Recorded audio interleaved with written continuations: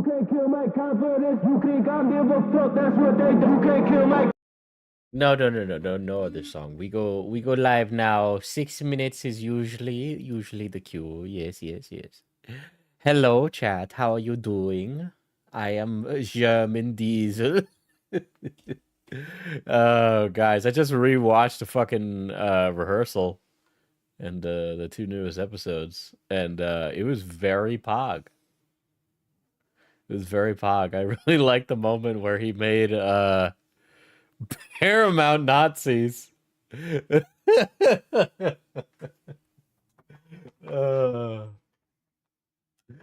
What's happening, guys? Yeah. So we are in a bit of a dry spell right now, okay? Drama dry spell. There was the Cinder stuff. 2 streams on that is more than enough, okay? Like 6 hours of fucking content. And then there's Ethan, Hassan, Ian Creator Clash stuff, okay? God, no. I've gotten inside information and a new headline fight for CC3 leak, Onision versus Steezel. I almost would have fought Onision many years ago when I was relevant. And Diesel would lose against Onision, I'm not gonna lie. That's bait. That's bait. I would not fight in Creator Clash. I gotta be honest, I don't think it's gonna happen. There probably will be a stream on the Creator Clash nonsense eventually. But not now, okay? I'll save all that bread making for Nicholas Diorio. That little Italian meatball making all the bread. All right?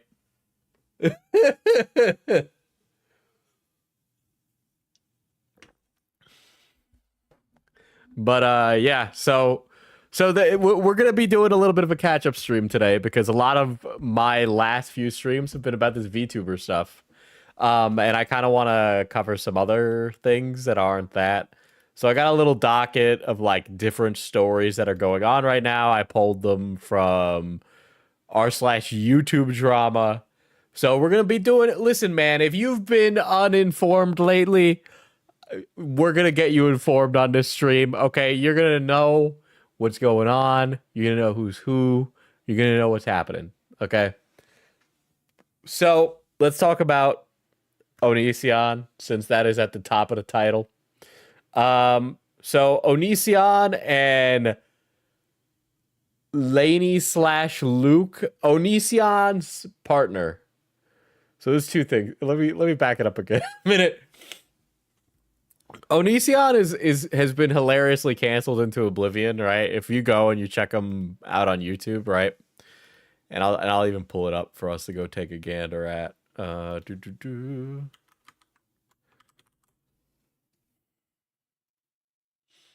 There's just nothing going on with his channel right now, right? It's like we got a video from a month ago. Onision abused, framed, and vindicated part 6. Like, nobody's paying attention. He's completely fallen off, right? But Onision has a partner, and Onision's partner is trans. Now, 99% of the time, that would not matter. But Luke, Lainey, Taylor, Kai, whatever their name is, yeah, we'll go with Kai, because that's what I remember. Kai also has like a YouTube channel and stuff like that. And one of the things that happened, and I very much distinctly remember this, when Onision's partner Kai transitioned, Onision, based on what I experienced from the outside looking in, right? Onision stopped having sex with Kai. And here's why I'm bringing that up. The reason is at the same time that Kai transitioned, Onision bought like a half-size full-body sex doll. So like it had like fucking triple D breast on it, but was like half the size of a human, right? And Onision was doing like an OnlyFans at the time. And so I remember paying for Onision's OnlyFans, and the only thing on there was like a video of him edging to himself and staring in a mirror as I watched him flex his abs to near completion. And I'm sorry that I'm giving you that visual in your head, but I just want you to imagine the liver spotted vegan body edging in the bathroom mirror. And then there was one other video. It was him having sex, not with Kai, but with his sex doll. And so the shot angle that you were getting of him having sex, right? So it was like in his basement on a spare bed, and it was in like some spare room, and it was really grainy, and it looked like fucking Buffalo Bill's little like fucking basement of horrors. Okay, there was like a bunch of boxes in there and shit. And it's like a picture, like a video of Onision's back and his bare fucking ass cheeks as he's going to, you know, Pound Town on the sex doll that he bought so he could write it off as a business expense. To be honest, if I was listen, fellas, I think normalized sex toys, where are you gonna put a full body sex doll? I said this for Yandere Dev, there's no space. And if you throw that in the trash, people are going to think you're throwing out a body. But it was like an ass first pounding. And I'm just like, this is filmed like it's not filmed for the gaze of the correct audience. You know what I mean? Like it was filmed for Onision to put on the internet, right? Not for other people to enjoy Onision having sex. It was like really fucking... It's really fucking creepy. It was a really fucking creepy sex video. Out of all the sex tapes I've seen, all right, I've even seen fucking Nikocado Avocado get plowed by his fat boyfriend, okay? Don't ask me why I did these things. It was for content, okay? I don't know why I did it. But by far, Onision's was the least exciting and the least interesting. But it was filmed like a horror movie. But it was for content. Yes, I did look at their OFs for content. And yeah, so that was like one of my last experiences with Onision, right? We'd had conversations before and all that, but it was one of those moments where I was like, I'm gonna do this for a video, and then I watched it, and I'm like, this shit's fucking weird. This is weird. FPS Diesel. Back when I was relevant, I watched guys plow and get plowed for content. Well, you know, it was the OF review of people who are outrageous was like a genre of content. Okay, people were reviewing Nikocado Avocado on his OnlyFans. And did you know that there are some times that Nikocado was doing a mukbang while fat, and he was jerking off under the table at the same time? Did you know that? You would not know that unless you paid for the OnlyFans content, okay?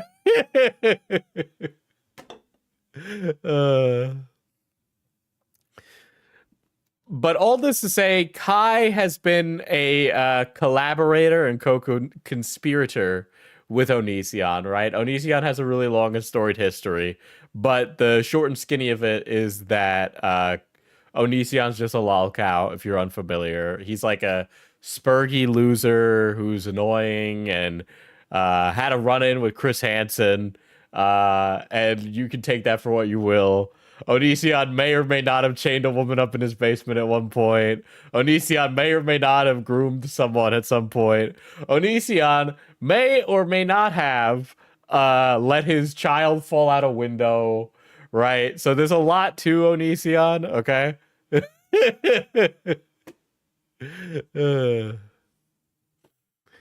And Kai has been getting into the content creation game more.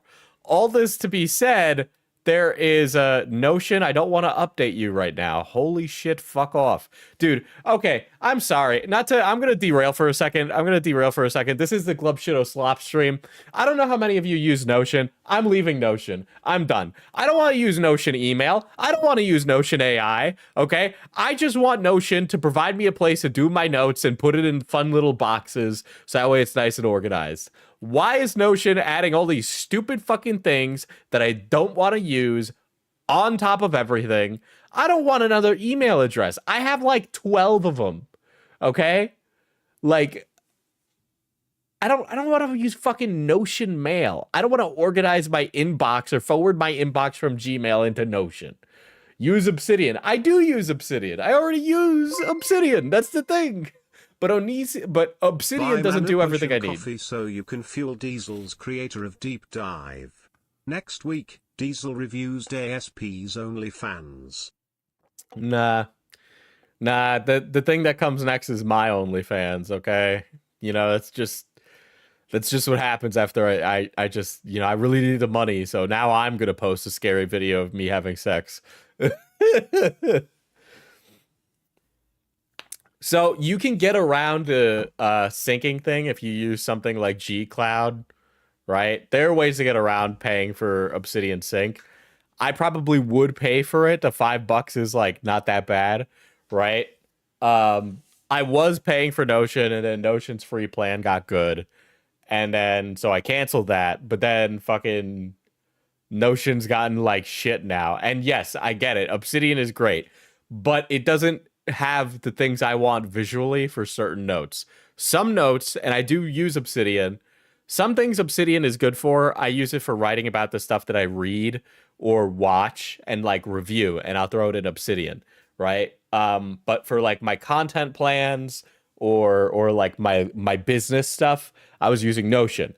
But Notion's just too bloated with other garbage now that it's just not useful to use. I can transfer over into any type, so I'm gonna give that a try. But anyway, the point of it was just that I wanted to complain about it. But yeah, anyway, all this to say, go back to Kai. Kai has gotten on TikTok, and obviously people don't want Onision and Kai to be successful given their behavior. And what makes this interesting is that there is an account that is allegedly Kai, right? And the reason that it is allegedly Kai is because of a tattoo, right? And there's like a whole fucking TikTok about this, right? So we'll go over it and we'll take a look at the lady who's covered it on TikTok.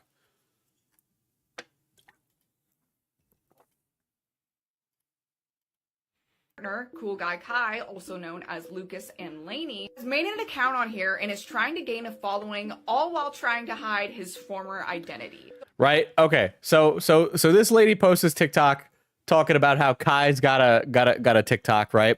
And the TikTok in question is, well, it's basically like I don't know if there's like a particular word for this, but it's like trans youth bait. Is that like a good way to put it, right?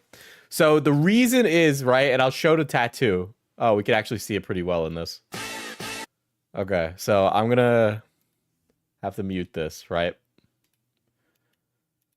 So you see that tattoo on that person's arm where it's like these lines and spirals, right?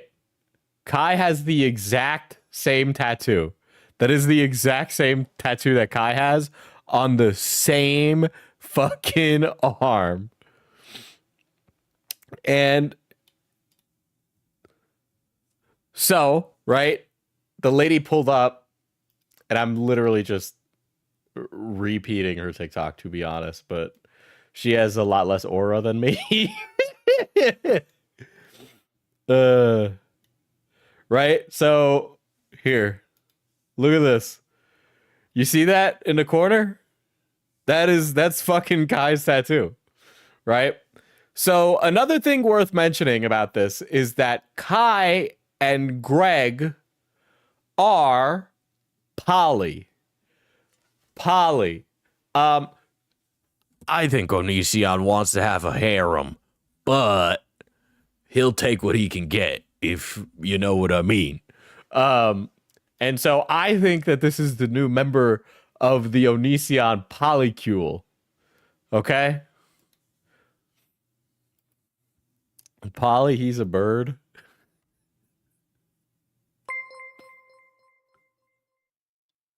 Hey Diesel, can I hear you say Mr. Lips deletes Oreos? That's what Chud Logic calls Nicholas D'Oreo, and I've been stimming to it non-stop. That chat sounds like you're trying to like bait me, so that way you can make like a compilation of people saying like, I don't know, the N-word in disguise or something. that is a hey, say this so that way I can turn it into the N-word.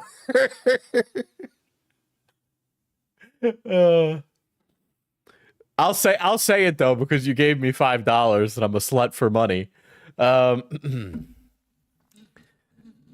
Mr. Lips deletes Oreos. What the fuck? No, that can't be something Chud Logic says. I don't watch Chud because he's in the middle of the day when I'm like doing my YouTuber nap. Nah, this is for myself, man. Thank you for saying it. Mr. Lips Deletorios. You can kind of hear it in Chud's accent. That chatter has donated that exact same message in every commentary YouTuber's chats. Well, I'm really glad that I was able to help you. Yeah, so here's one of the pins, right?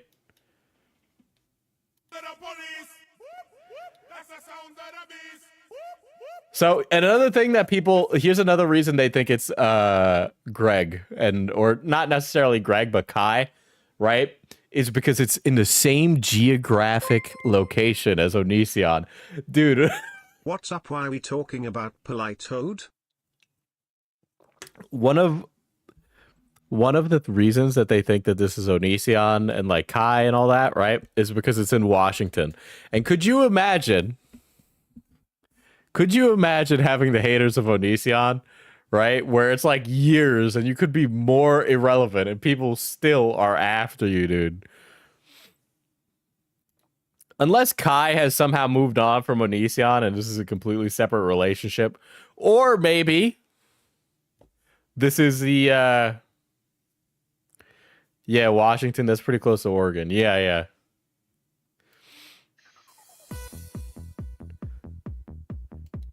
And it's so, part of me wants to say that this isn't Kai.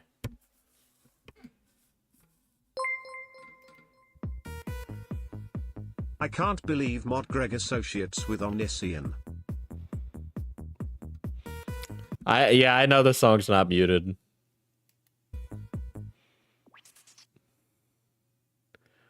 God, it's so close. That looks like Kai too. I don't know. Part of me wants to say, no, actually, never mind. I think this is Kai. That's definitely Kai right there. That has to be. That looks just like Kai. So one of the things and one of the reasons that Kai was also the more open part in the relationship. Like towards the end, Kai was the one bringing in other people. Well, that's what I think is happening here. I think this is the new one that Kai's bringing in. And here's another thing, right?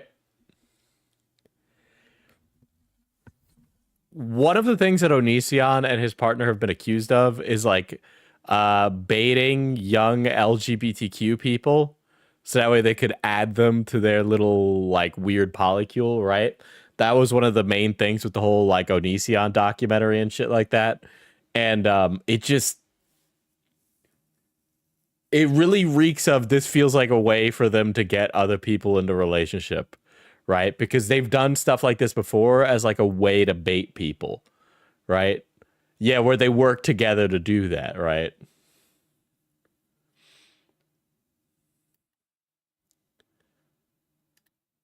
Hold on.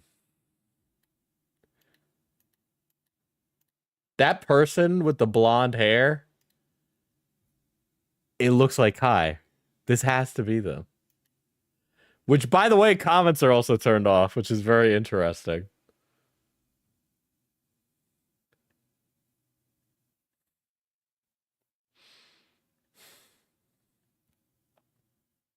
Nah, that's a fish. That's a fish.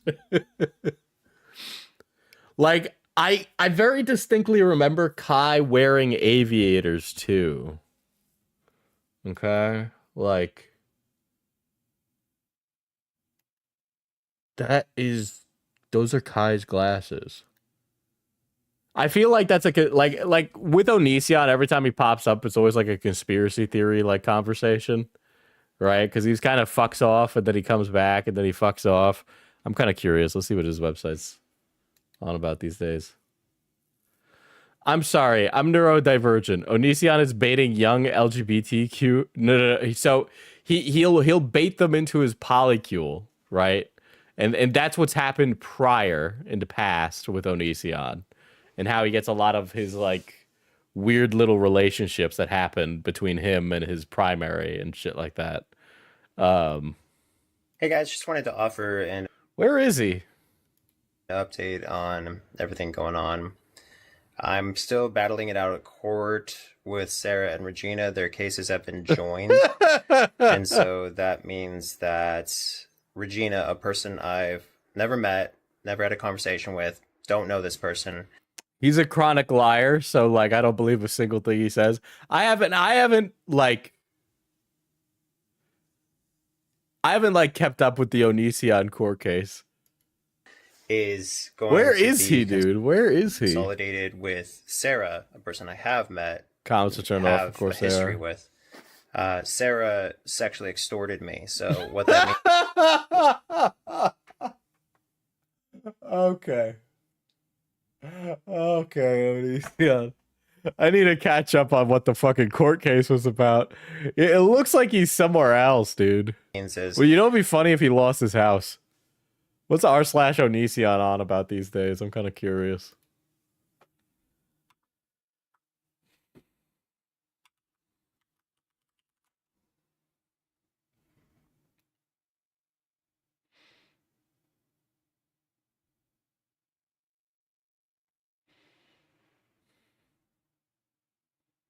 Dude,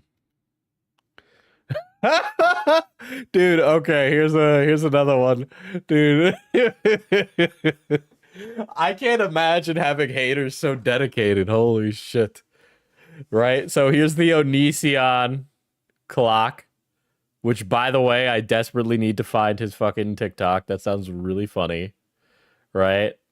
Same clock in the couple Geo Engage. Right? There you go. Why does he look like Tobuscus if he went into the Polycule instead of schizo rambling about being mentioned in a Minecraft movie? Parentheses, he didn't get mentioned.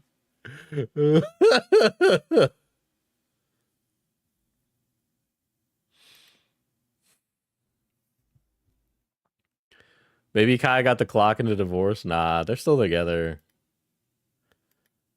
This really feels like this is like mentally ill schizo posting with some of this though. Like, no, that's the same house. That's the same house. It's not mentally ill. You're onto something. You figured it out. I'm actually, hold on. I want to see his fucking TikTok. Do I want to know what the Onision lawsuit is about? Well, you see, it's like trying to like. So have you ever read One Piece? So like imagine if One Piece, but it's still here.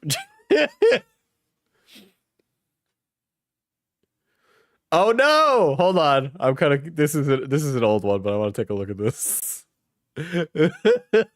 By the way, this is one of my villains, okay? Shout out to Social Repose. This is an old TikTok. 5 years. I actually got a notification a couple days ago saying that it's been exactly 5 years since my one and only collaboration with Onision, where I stayed at his place. I remember I had laryngitis. I was super sick. It was a very awkward experience. I had been collabing with a lot of other YouTubers that week. And we essentially made a couple crappy music videos and I went on my way and we never personally talked again. But then I get compared with him so often. Okay, buddy. All right. Let's be clear. You get compared with Onision because, one, in my opinion, you're a chronic liar. Two, you have outbursts of extensive anger that has been documented by multiples of your exes. Three, you're a petulant little whiny baby about the unsuccessfulness of your channel. Okay? And it's interesting because while I have a pretty extensive rap sheet, people aren't happy with my personal life, my relationship. Yes, because you use the tumultuous relationships that you have to generate art. Okay? It almost seems like you bring drama into your life by being an unfaithful partner or being a less than good partner. Okay? So that way you can make crappy music. Some of my art is provocative. I'm kind of an asshole sometimes. Your art is not provocative. Your art is as provocative as a garage band teen punk little like wannabe all-American rejects crap, okay? Pretentious. I didn't even know this guy was still around. Yeah, so Social Repose has gone on to be very successful on TikTok. The TikTok people either don't care or don't know. So he's been able to save his career by just pivoting to this. So, womp womp, we did it, Reddit.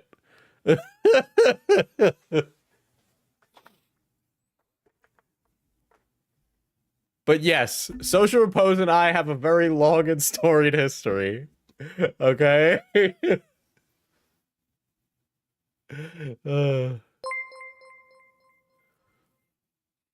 Okay, imagine if instead of an island, Epstein I actually flew got a out notification. underage girls to his state, absued them, then made videos about it. So basically just Diddy. Comparing it to Diddy is a really funny way to go about it. Oh my god. Hold on, I need to put on the fruits.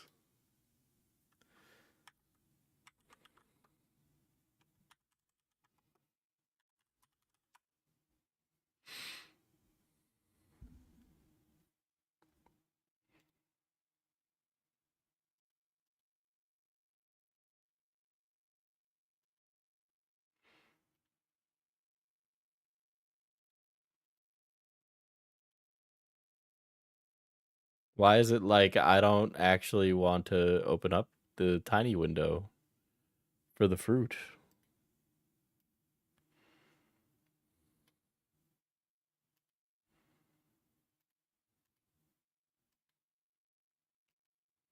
There we go.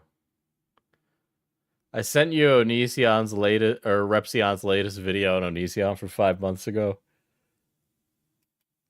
I gotta be honest, I don't care that much. I'll probably look at my own time. There we go. Boom. Is this his new TikTok? That can't be his TikTok. His new TikTok has to be something that's not him. He has to like name it another way. I'm sorry. Okay, not to be that guy. I'm gonna be that guy. Okay. Dude, why did Onision like the tractors always look exactly like Shiloh? It's like a fucking like the Warped Tour reunion set, dude.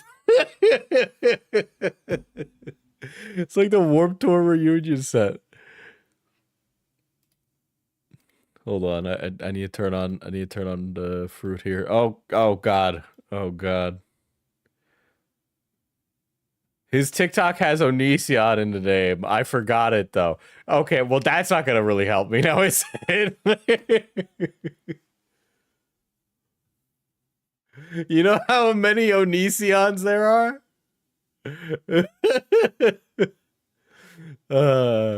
God. Maybe I can go through his Insta.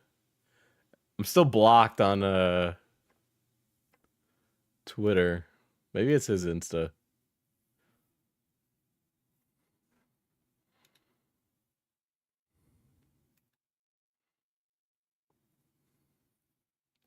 Let's see. Disney is casting the live action Frozen. I don't want to sign into any of these. Stop. Leave me alone. God. Crazy.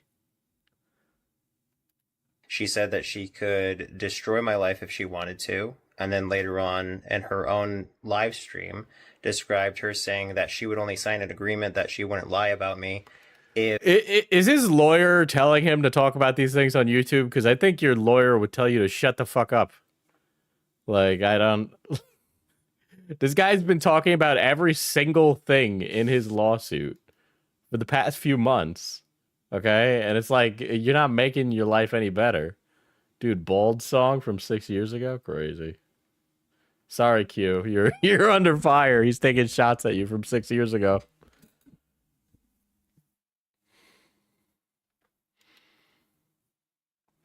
What is the veggie gif in the corner? I feel like I'm getting groomed to eat veggies. I mean, you know, it's just Hey Bear sensory videos, you know? I gotta keep the stream stimulating for people that have ADHD. That's what they've decided as their stimulating footage. Yes, he's put out the banana song like 40 times, chat. Okay. Okay, what are we choosing? Leadhead puppy girl daughter or Onision Polycule son? Illuminati girl boss or jar?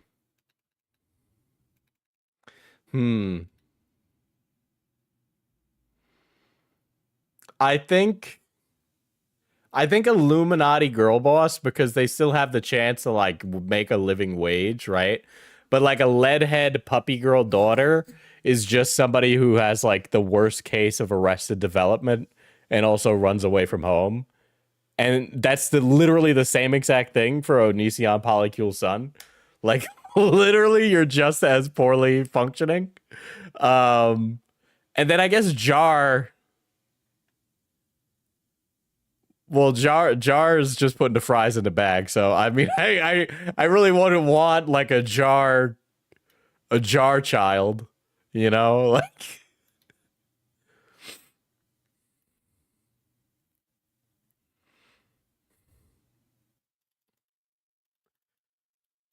Oh boy. I've seen that Lewis McClung is streaming on YouTube now, and he was covering the H3 reaction. Oh my god. Oh god. Dude, I just want to put this into perspective. When iDubbbz was popular, Lewis McClung would have been 15 years old.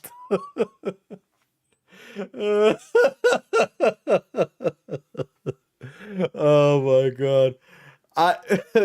Okay, you know what, hold on, this is like the Glupshido slop stream. I'm clicking on it. I'm not gonna watch it live. I'm using this to bring us to a different place. Okay. Where was he? Has his Okay, all right, no, all right. So Lewis McClung has a new channel. Right? And it's called The Gym Goblin, right? And I knew about this because, you know, when we were doing the research on Lewis McClung, we found out plenty. And we knew that he was a gym twink, right? And yes, I know his name does have goblin in it, right? He's stealing your thing as a goblin who goes to the gym.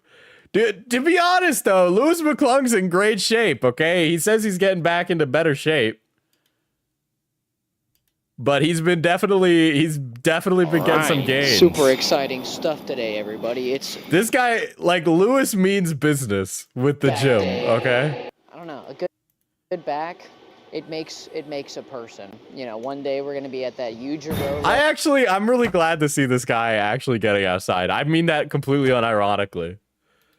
Like, so he's made some great progress. He lost a lot of mass, but this guy is like, look at that. Nope. Like, he's got some serious fucking. He's got some serious fucking meat on his bones. What do you want me to say, man? Yeah, those are hard. The fuck? Did you We'll pause on definitely get there. Yujiro's ass? Listen, man. He's got a really great back.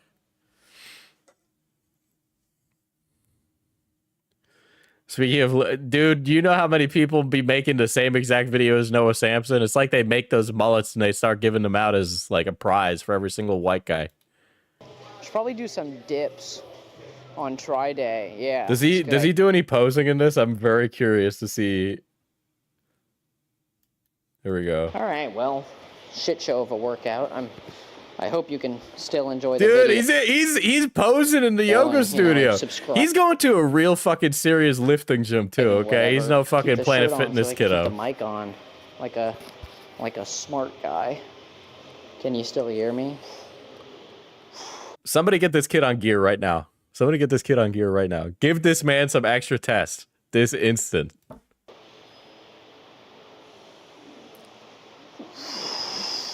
But, like, he's got some good separation in the back for somebody who's been on a break for a long time. Like, if you all wanted to know what Lewis McClung is up to. Yeah, that's pretty insane, right? My hair's just... Very curious to see, but definitely not buy. not long enough to stay out of the way. I have an idea. Dude, he's gonna... Where is his boyfriend? Oh my god, dude. This is gonna pop on gay YouTube sugar daddy circles. Not beating the allegations. I'm literally in the gym all the time, okay? I am giving compliments as a gym bro. I'm fat as shit right now, okay? I'm also coming off like a 2 weeks of no gym whatsoever. So it's really cool to see someone who's not been in it for a while go back and make good progress. We'll take your shirt off so we can see that. No. Nobody wants to see that. Nobody wants to see that right now. There's nothing exciting about it, all right? Diesel's a gym bro. Gym bros love to look at fit people regardless of sexuality. Yeah, no, that is legitimately true. That is legitimately true, right? When I was absolutely fucking yoked, there is nobody who compliments you more than other men who also work out. Like, it's just like part of the culture. And it's not gay, it's just something that happens, all right? Pay $100 in chat, no shot, and you'll get it. Don't make those kind of don't do that. That's not for that. Stop. That's not for you to make.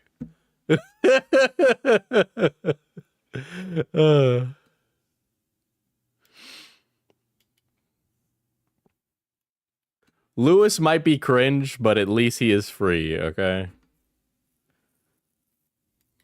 It's okay, Falgi. I'm just joking.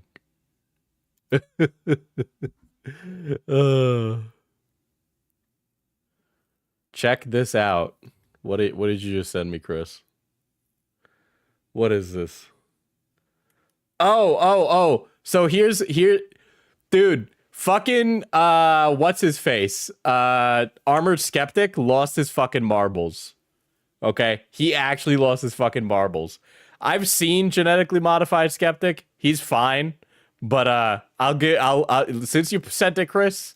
So sure. You probably noticed I'm a young white man with a YouTube channel called something skeptic. So at my 25th birthday party, my friends and I played a game where for some reason the skeptic to like literally fucking insane pipeline do be existing. Where two people at a time would compete to make the other person laugh exclusively by insulting them. And the very first line dropped on me was, Drew, you named your YouTube channel Genetically Modified Skeptic. Yeah, he had that one in the chamber before we started playing, I'm sure. I was raised conservative Christian. I became an atheist at 21 years old. Quickly got into watching atheist YouTube in 2016. I mean, really, Starshine, this is just drama catch-up. This is the equivalent of a chill stream. then made my own atheist YouTube channel, and within a couple years became one You know, I'm not a religious man, but I can't imagine having the energy to constantly fight that war for eternity. I really don't know how guys like him do this and don't go fucking crazy, right? Because a lot of these guys that get into this field, like Armored Skeptic, lose their fucking marbles. Or they were grifters to begin with, and they were just lampshading as like somebody who's like a intellectual, right? Because Sargon of Akkad used to do that too.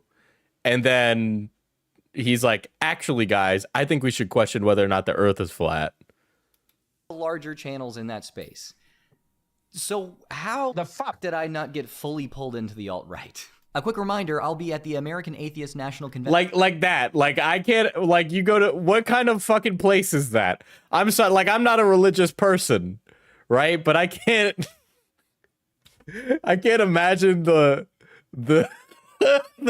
cringe emanating from the atheist convention. Like, in Minneapolis, Minnesota, April 17th through the 20th. who is this guy so lost? I don't know. Chris sent it to me. In the description to come hang out with me, Taylor, and some other atheist YouTubers you probably know. So What do you talk to a fellow atheist about? I don't know, man. my focus in this video stems from my understanding that the alt-right pipeline operates primarily on two factors: appeals to male grievances and algorithmic radicalization. Basically, that the alt-right draws its power from men resenting something or someone and attracts many of these men through a... Chris, did you send me this to soy out at or something? Because I'm just gonna agree with him. We literally make fun of it on every podcast. I used to be a neo-Nazi. I was literally one of those people.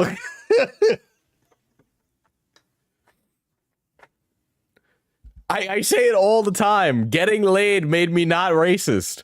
Which, again, I'm Hispanic. Browner than I remember, Mr. White Race Savior. pipeline of increasingly inflammatory online content. What I'll do here then is tell some stories that shed light on why I didn't develop various male grievances and how that affected the way I interacted with alt-right online content as a younger adult. God is dead, and I'm gay. Hi, everybody. Here's one my mom always loved to tell about me. Apparently, when I was 3, my family visited my grandparents' house, and while my grandpa and I were playing, he said something about teaching me to wrestle. I famously... Oh my god. No. Is this kind of video? What is going on in here? Why? replied, "Papa, I'm a lover, not a fighter." And the women in the room thought that was adorable, while the men sighed in disappointment. Personally, I like that story, and yeah, he was 3. He was 3. Yeah, that sounds like a part of an essay story. I know. say that still basically describes me accurately. A couple years later, I made my first best friend, a very cool and very smart girl from my church, and we stayed best friends until I moved churches at 11 years old. A lot of my other friends were girls too. I can't remember any reason for this other than I liked hanging out with them more, and in almost all cases, that didn't have anything to do with having crushes on them. Throughout my childhood, I was bullied, physically and... So I watched, and I talked about it before, but Laserpig has this really interesting video. It was interesting. I don't know if it was like planned, but there was a lot of history YouTubers who've been putting out videos about like how fascism works and stuff like that. Laserpig's video is obviously very interesting. There's a guy who does like geopolitics. His name's like Hoser or something, and he did 2 videos back to back about it. And I was like, oh shit, that's interesting. And there's just been a lot of that, right? And it's like a lot of the, without becoming political Andy, I feel like people fall towards extremism when they feel like they have no way of making a difference with the stuff that is like there. I know that's a very surface level take, right? Whatever, but have you seen the camps? Yeah. I saw when I saw those camps that Laserpig mentioned in the video, I looked it up and I went,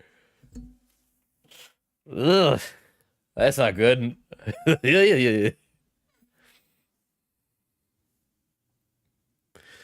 Too long didn't watch from the video. Guy learns he has empathy and doesn't fall into the alt-right pipeline. I happen to have watched this the day after it came out. Well, Chris, talk about a derail. Talk about a derail.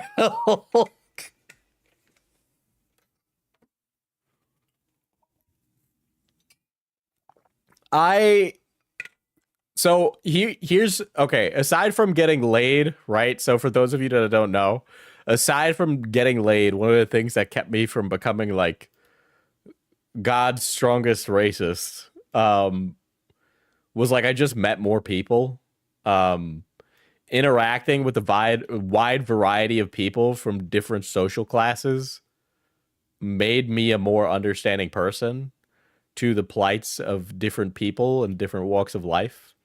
You know, it's just, it helps you understand people's positions better when you just ask them, right? I used to have a lot of, and don't get me wrong, there still is plenty to clown on with the poly community, but I'd be lying if I said my position on it didn't change after meeting Cloudy and Falgy, and I didn't, like I grew to be more understanding of a person. And to their credit, they answered all my stupid questions, right? And we're really open about it and really nice about it with me asking the questions. But it's like, oh, turns out touching grass actually helps you figure out that other people are also pretty interesting. Diesel's about to get polypilled. Get ready for the next weird arc chat. That is not happening. That is not happening. Right? But like, that's, and you know, it's really interesting. When I was racist, the club that I was a part of was called Young Americans for Liberty. And it was a libertarian students club. I know. I know, whatever joke you're going to make, I know. I don't prescribe to a lot of that. I understand the point of social welfare, and I don't believe in Walmart having nuclear bombs, okay? But the club was, okay, there was me, 1, 2, 3, 4, 5, 6. Okay, there was 7 people in the club. I went to a very small college, so 7 people was a lot. 6 members of the club were Latino. Okay? There were 3 Peruvians in the club. The only white guy in the club was the president, and he was Italian. Okay?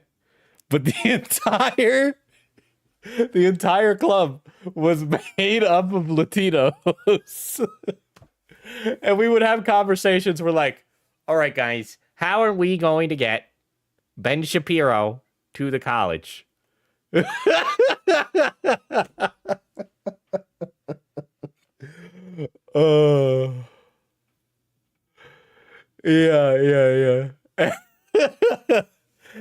There's an old picture.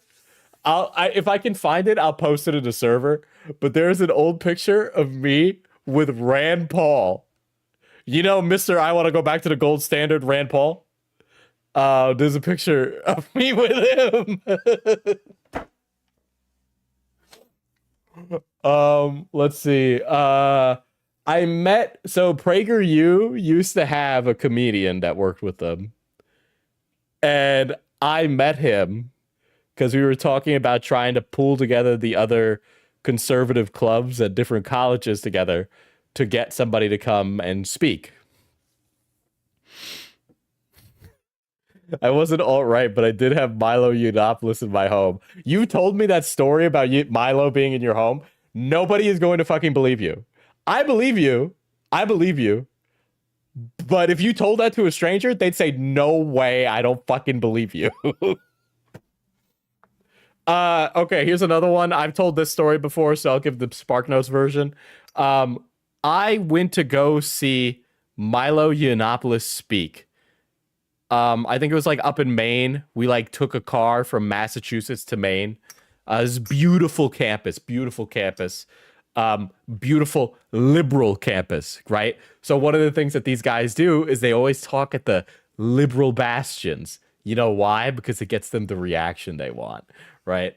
But Milo was speaking there, and this is when he was doing that tour about like why hazing in fraternities is good, actually.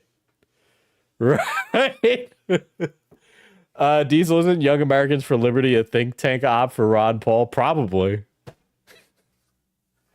It was also like the biggest libertarian conservative youth organization in America at one point. Probably still is.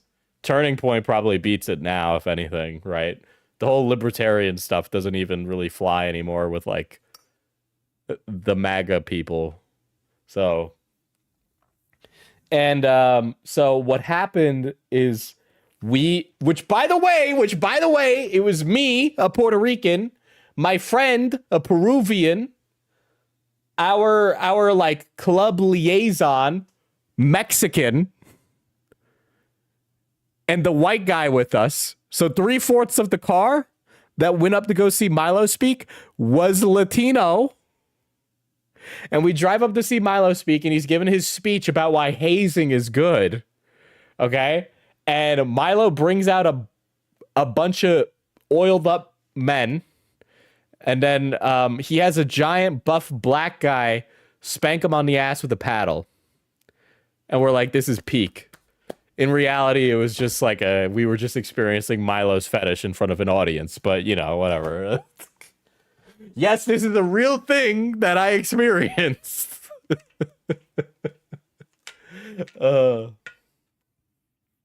And let me tell you what saved me. So, one, getting laid, but the first small step that I took was that I got into esports, which sounds like trading one devil for another, and you'd be right. How did you guys react after it turned out Milo was a pedo? I wasn't even involved by that point. I had spent like a year and a half in a club. So like my freshman and sophomore year, and then I got involved with running an esports club, and that was a lot more beneficial for me in my career and all that stuff, right? Being an actual hardcore gamer made you less racist. Yes,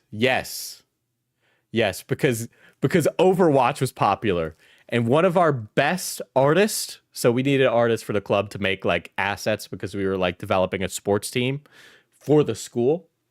And one of my best artists, because I was elected president because I'm charming and shower, was trans. And I stopped being transphobic because they were so nice.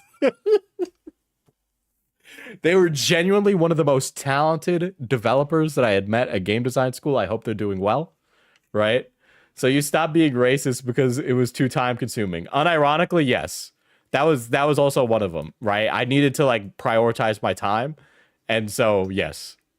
And I just want to say, every relationship I got in happened after I left.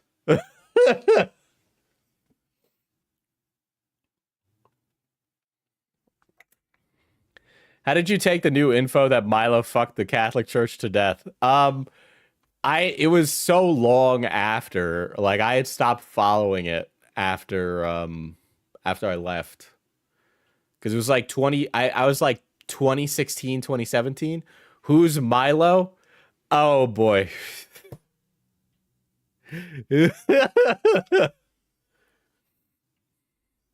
How did this club at a tiny university get every Infinity Stone Latino?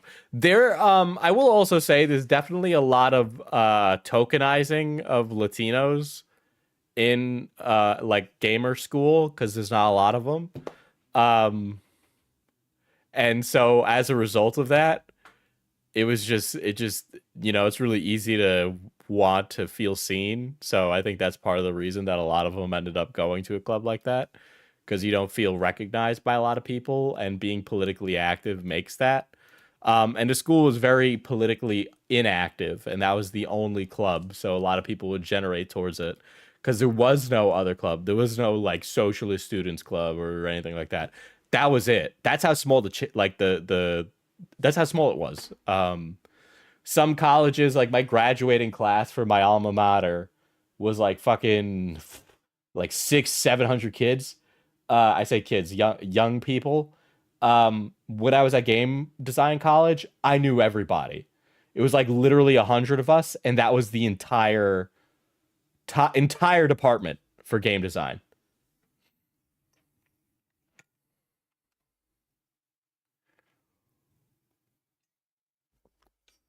But yeah, it unironically. So part of the reason that I was transphobic before is that when I was in the club, right? Obviously, you get a lot of things that people put, like a lot of values that people ascribe to groups of people. But my only experience with a trans person, and that this person was a shitty person, irrespective of their gender, but they were wealthy, fabulously wealthy.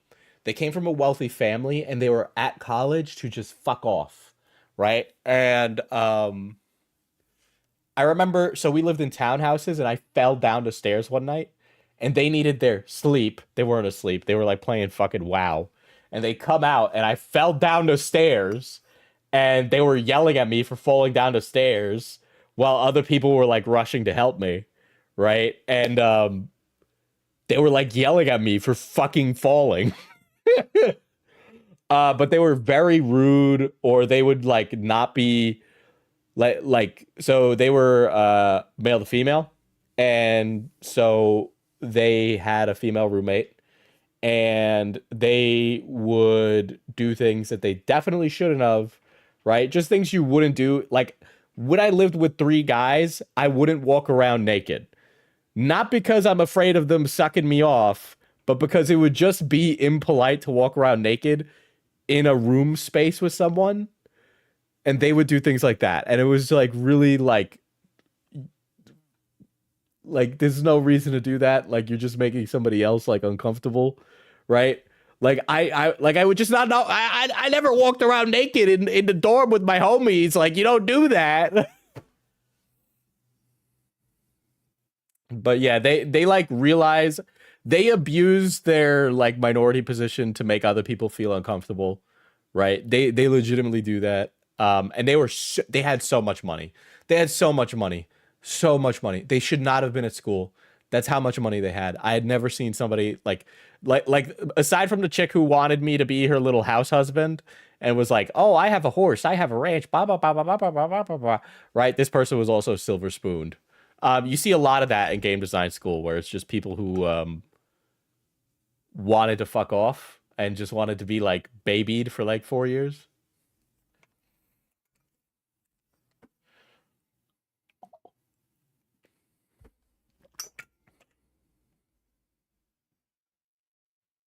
A woman wanted to make a port. To be honest, that rich girl that I talked about on a prior stream was Mexican. Okay, I think you fumbled that, Diesel. No, she was crazy. She was crazy. Let me run to the bathroom. I need to piss music. There we go.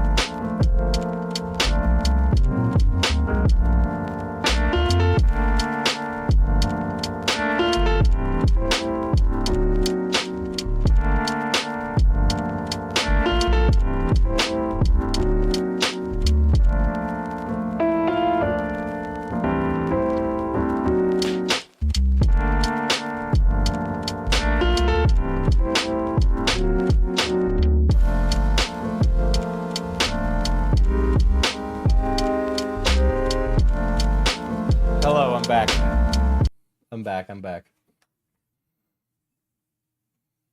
Hell nah, Diesel. As a Mexican, that's crazy. Who would ever agree to that? By chance, did you keep in contact with that girl for security reasons? No, she's not one that I kept up with. That wasn't okay. It was two things, right? So part of the reason I didn't want to date her is because of that. The second reason, this is this is why we gotta make sure there's a topic on stream. Because if I talk about my past, you guys are gonna realize how terribly dorky and cringe I am, right? Aside from being racist, I was also hopelessly like simping for a girl who was bronze in League of Legends. She wasn't bronze, actually. She was more like silver. She was a silver pocket support, okay? And she was the one who hooked me up with that rich Mexican. I'm sorry, that sounds racist when I say that, but so we had like an on again, off again thing. Me and the League of Legends girl had like an on again, off again thing. And I couldn't quit her because I was stupid. I was like 19, 20. Like, why are you assassinating your own character? So one of the I think if I ran into her now though, and she wasn't with anybody, actually, who am I saying? I would flirt with her regardless if I knew if she had a man or not. Because now I'm like a fucking whore. But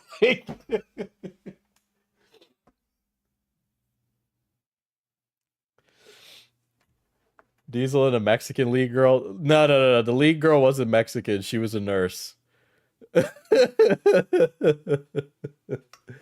Oh my god.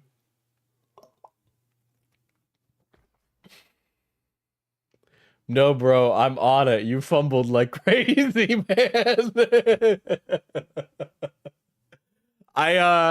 It was like a few years ago. I was at PAX East as a creator. And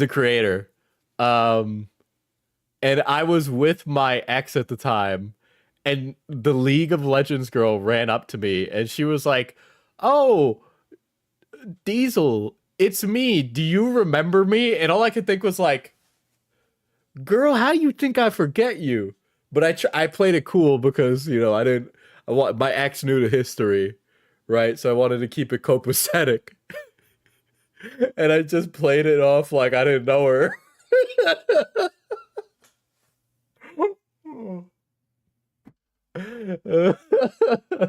I'm gonna need to see some pics to know how much you fumbled. Oh, I fumbled. I fumbled.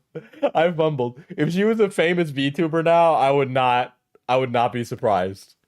That is how bad I fumbled.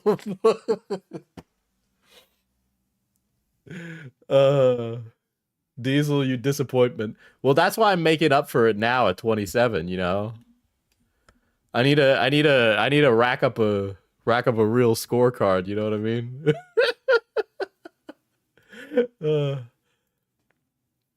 I can't have you guys thinking I'm just like a fucking loser or anything, you know? Like, it's all downhill from here.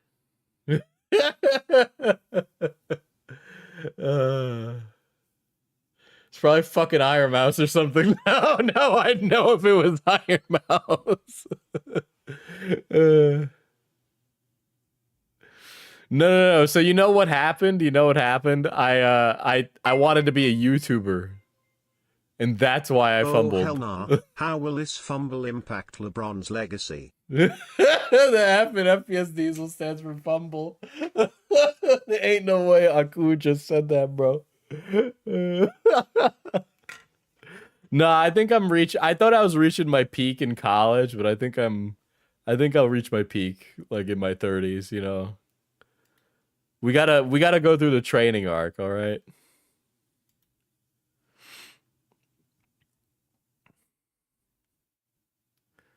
Let's see, what else was there? If I ever find out you fumbled someone half as bad as Bao.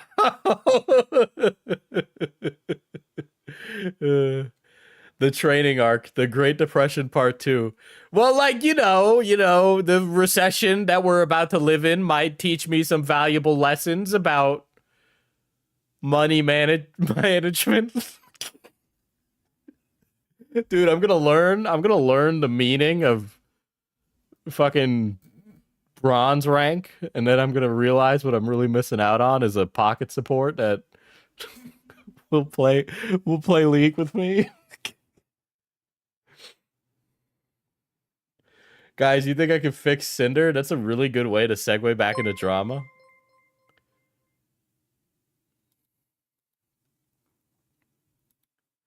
Hold on. Okay. So this dry spell got Diesel acting out. You guys don't know how dry or wet my spell is. Stop saying you know what it is. You know? Maybe I shouldn't have, stumbled my way through that when I said that sentence. Because now it sounds like I actually am in a dry spell, but maybe I'm not, Oh, so your spell is moist. We can tell. Okay, well, maybe, chat, maybe you're not getting any. I can tell you there's nobody getting any in this chat right now, all right? It's literally like, you're all desperate. That's why you're all here.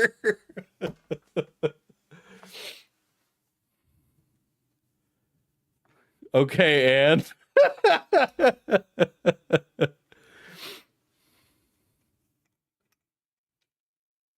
I'm married, Diesel.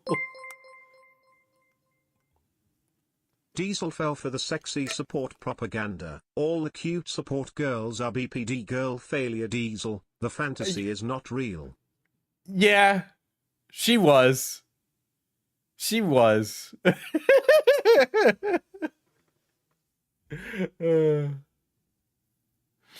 All right. Anyway, going back to drama.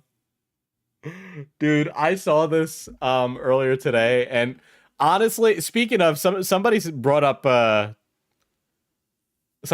Cinder earlier in the chat saying how they could fix her. And I thought what Quandle did was really funny. It's just business. A candle inspired by recent fiery drama. Smells like a terrible apology. Available on the store now. This is funny. Okay? This is Kino. I think this is really fucking funny. It's just like a funny little meme about like the drama in the VTubing stuff, dude. And like, obviously I don't have my model on today, right? What would you do if Onion Boy showed up in the dancing fruits and questioned if you believed in God?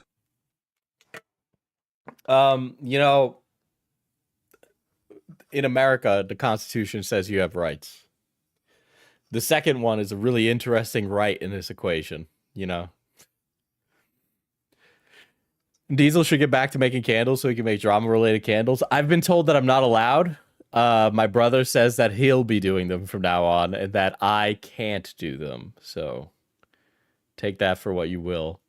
But Quandle, we make Quandles, did this. And let me just say, the VTubing community is acting like Cinder beat someone to death with a hammer, okay? Because the response to this candle has been the most mentally deranged thing ever, okay? Question, will the profits for this go to charity for bullying? Because profiteering off something where people had to go to therapy... Okay, first of all, profiting off of something where people had to go to therapy long-term and community-wide feelings of emotional devastation and distrust would be in bad taste. Okay, I read a lot of Google Docs. Who the fuck is going to therapy? Who's going to therapy over this?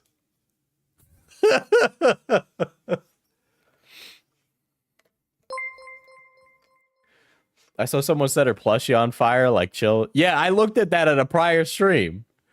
Okay? Like, probably Bao. She's not very mentally healthy. I've got really bad news for you, Bao. The internet is kind of a bad place. I don't know if you've been there recently, but it's actually getting increasingly worse. So either you grow some calluses or you clock out. I don't know what to tell you, right? But long-term therapy, I'm sorry, it's a candle company. What, they gotta give the money to charity because somebody's like upset on the internet? Like, brother, unplug your computer. I'm sorry. Like, I get it. I understand that we're more connected now than ever, and disconnecting isn't like a very justifiable thing sometimes, right? But it's like, with this, you don't need to interact with Cinder. You don't need to talk to Cinder. Your job is not dedicated on being nice to Cinder. So you could just be like, fuck off, and then do your own thing, right? Like, my job isn't predicated on being nice to other tubers. I mean, it is. I have to kind of like bread to butter because I'm a drama tuber. But if you're someone like Bao, do you really need to? You probably don't.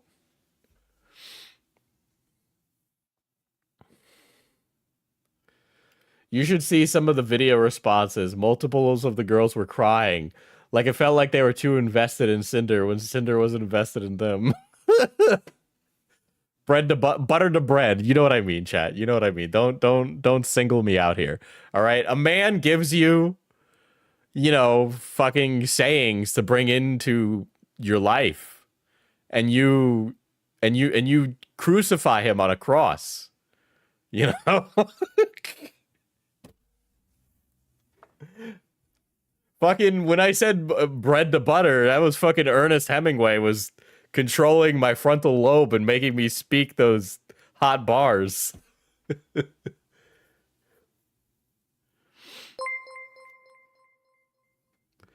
You won't be mean if I get canceled, right, Diesel? I don't.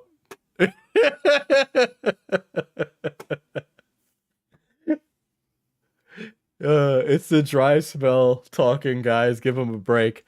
You know, like, now I'd have to announce that I had sex for chat because of how you guys be talking about me. The community-wide feelings of emotional devastation and distrust would be in bad taste, even if it's to slight the aggressor. This candle company is making a funny joke about a drama that wasn't that bad. I gotta be honest, okay? And you guys are treating it like somebody died. Oh my god.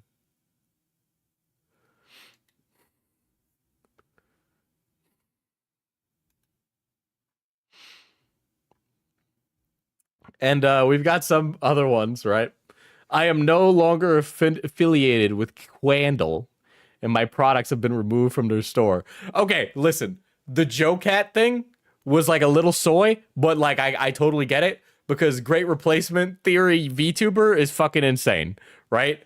But imagine doing this. Imagine doing this for a fucking meme candle. All right? And then aside from the fact that this is a public announcement that you didn't have to make, because who would have known if this person didn't make an announcement? Nobody, right? I would never work with this person because of that statement right there that they've put out on Twitter, okay? It's clear they have no intention to remove it, at the very least rename their latest product at this time. I'm so disappointed,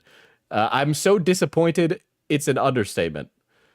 But like, it's just, are you kidding me? I used to be moots with Willow. Dude, I have mutuals that are responding, scolding this fucking candle company too. She's very sensitive. If I click on this account and I see that this VTuber is in constant drama, I'm gonna go, really? Very sensitive or mentally ill? Actually, you know what? Let's play a video. Let's play a game, Chad. Are they mentally ill or very sensitive? Oh.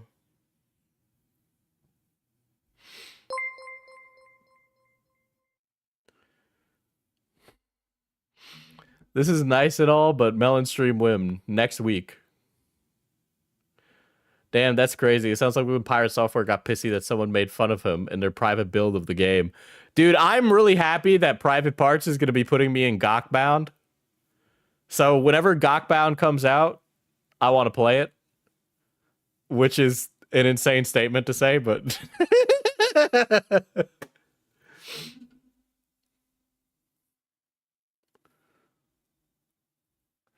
I need you to understand that they mostly work with booba VTubers and have branded lotion. Feel free to use it how you will. Hey there, if you have no plans to remove or at the very... Okay, I gotta be honest. Who the fuck? You aren't that important, all right? Whoever... Willow, you're not that important. Do you really think the candle company is gonna give a shit whether or not you leave or not? All right? How many sales were you bringing in, Willow? She really isn't. Yeah, I know she isn't. Right? Like, it's just oh, I'm gonna show them. No, all you're doing is leaving money on the table, you stupid buffoon. Saying nothing is free in a drama, actually, especially when you're not involved, right? You don't need to say something all the time.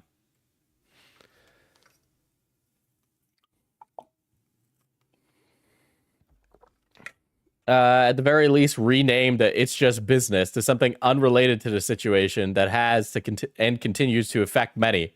Dude, these people are saying it like she is still actively hurting people currently. Like I don't like this is outrageously over the top. You can kindly remove my products and revoke my affiliation from your store. I, along with many others in my own community and beyond, find this new product of yours to be entirely inappropriate and frankly tone deaf. That's not something I want to be associated with at all. I'm sure you understand. Your products have been removed from the store.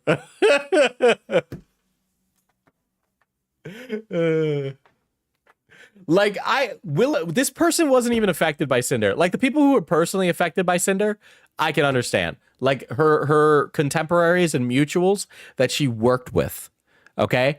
But if this is the kind of, like, leverage an audience has, or the kind of leverage that, like, random glup shitto VTubers think they have, this like, part of the internet is, like, actually seriously deranged, okay? Because I as I've been covering this, I think I've been very charitable to the afflictions of the other VTubers who were affected.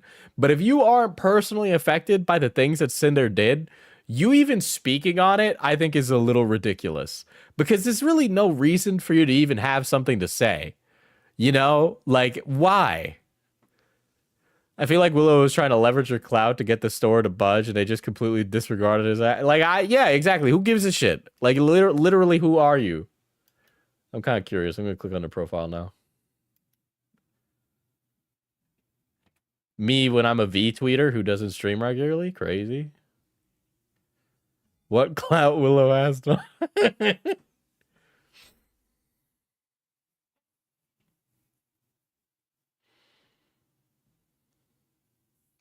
Dude, and then look at this. Look at how the response instantly backfired, right?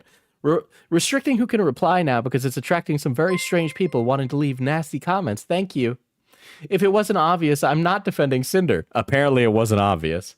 I don't condone her actions in the slightest. I am bordering on supporting Cinder because this behavior is so ridiculous. I dropped Quandle because I don't want to be affiliated with the company that pulls inappropriate tone-deaf stunts to capitalize on real pain caused to real people by real assholes. I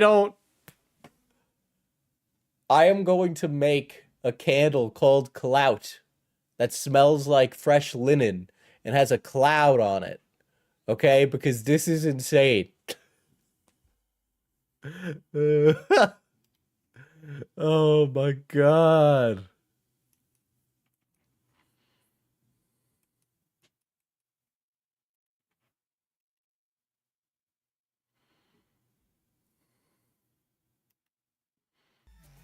No, no, I clicked on their stream. Okay. All right. All right. I don't want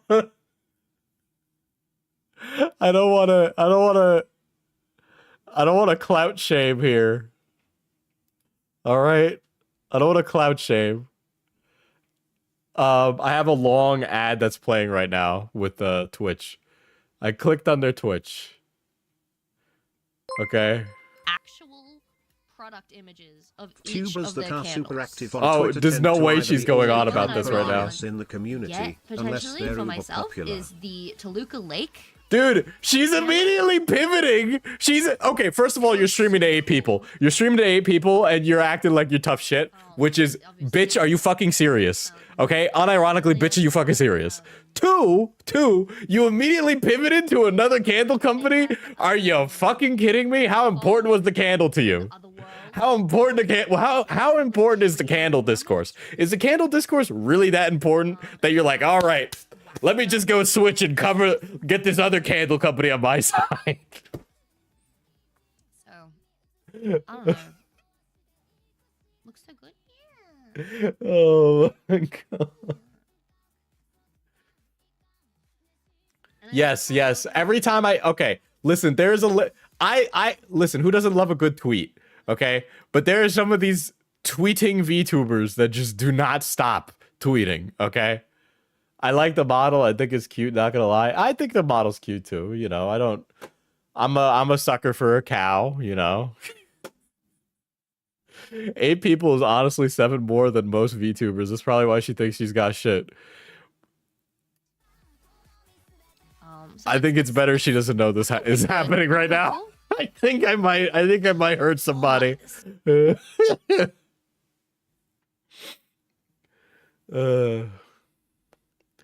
Diesel, I do not want to be associated with your bullying causing real harm to real people.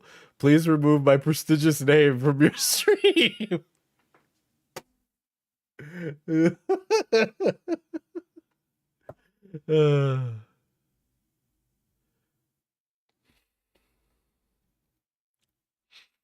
God, I cannot. Oh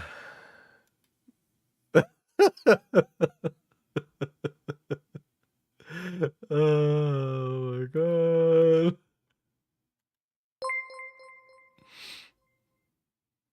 Introducing Diesel 6 smells. Choose some great candle scents, such as Foot Frenzy, Watermelon Thigh Crush 2000, Shade Diversity's Sweat, and more. I'm so glad that a lot of our business is not predicated on creators. We're doing creator collaborations with our teas and stuff like that, and that was like a deliberate choice. But like the stuff that people want to do for Mana Potion merch is usually like a product like that the artist wants to make. And also, I'll say this right now, the porn artists we've worked with are like a lot more professional than some other artists I've come across in my day. There are people that just do not know how to handle themselves.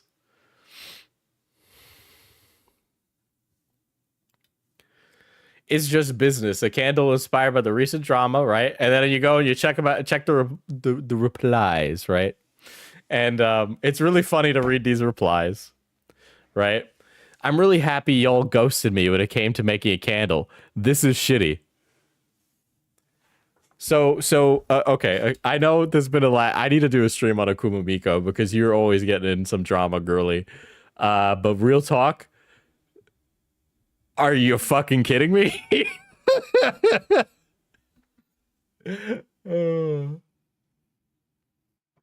Dude, she hit up the candle company. They saw that she doesn't stream, has 0 viewers, and is in and out of the psych ward of the hospital. And they decided, we're not gonna work with this one.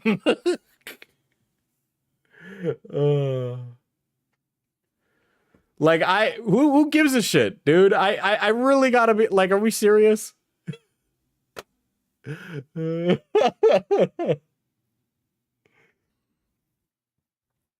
Joking about is one thing, but profiting off the pain and loss of a friend is another. I gotta be honest. How many of you streamed about it? How many of you streamed about it? How many of the VTubers in these replies did a stream segment talking about it and got a donation while they were talking about it? How many degrees of separation do we need for it to be okay to make money? Okay? I find it so gross that you're trying to make money and gain traction off of the suffering of larger creators. They're not going to hurt. None of these creators are going to hurt, right?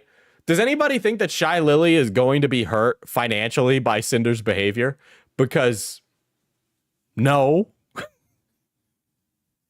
Countless people have been affected by this situation. Listen, at most it's like 5 or 6, okay? And they're all like 6-figure a month creators, okay?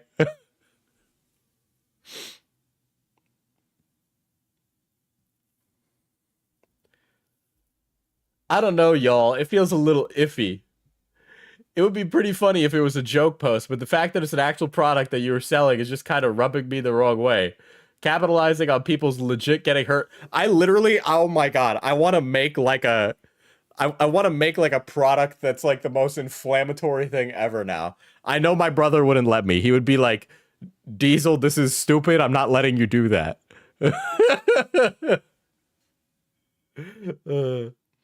Can we please not do this? If you're gonna do none of, how do you guys order? Do you like collapse at the sign of any sign of conflict whatsoever? How do you walk through life? How do you walk through life? Unironically, I mean that with a lot of sincerity, right? Because you come across people in life that are kind of fucking mean. I mean, I'm kind of fucking mean, but let's say that you work in the arts, right? Because that's my experience, right? And you deliver a product, you deliver a commission to someone, and they say, this is really bad, I don't like this. Can we take this back and do some revisions on this? Like, I don't really feel good about this.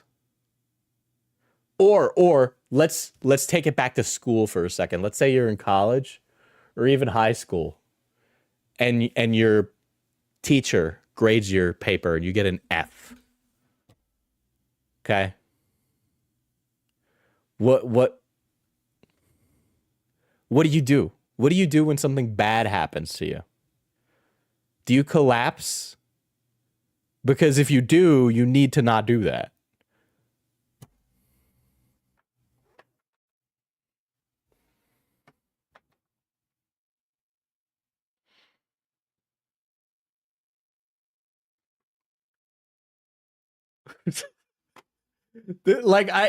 So seeing this at first, I thought it was a joke image. I don't think it's appropriate for an individual, more so a business, to go make a profit off a disgusting, very sad situation with real humans who have been hurt and devastated. Now y'all are showing it's just business side.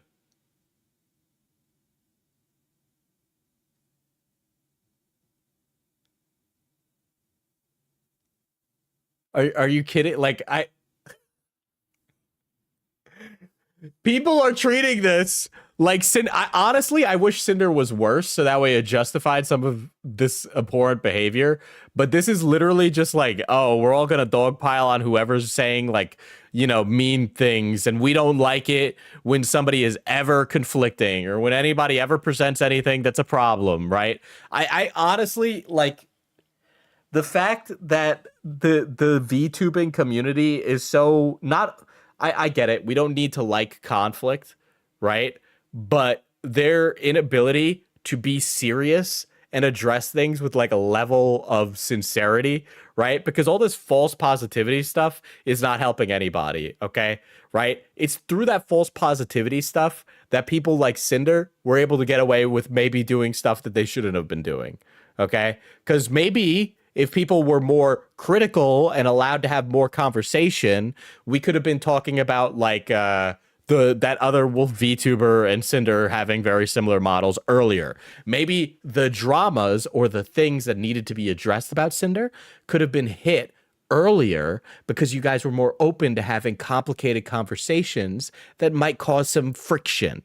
Okay, friction's okay. It happens. I know that I'm a drama YouTuber and I willingly engage in conflict, right? I understand that, but like I interact with other creators that don't engage like that, right? Normal people, right? Because I'm a crazy person, right? But I interact with people who are normal, that make content and they just love it, right? And they have plenty of conflicts that they need to deal with and plenty of things that come up. Right? The stuff that Cinder did is not specific to Cinder's community. There have been other people in other communities that have done things like Cinder, which, by the way, there was not a huge outcry about, but there were conversations about. And those things are okay and good to have because the people that need to know should know. Right? But you can't have those conversations if you're going to shut down everything like this.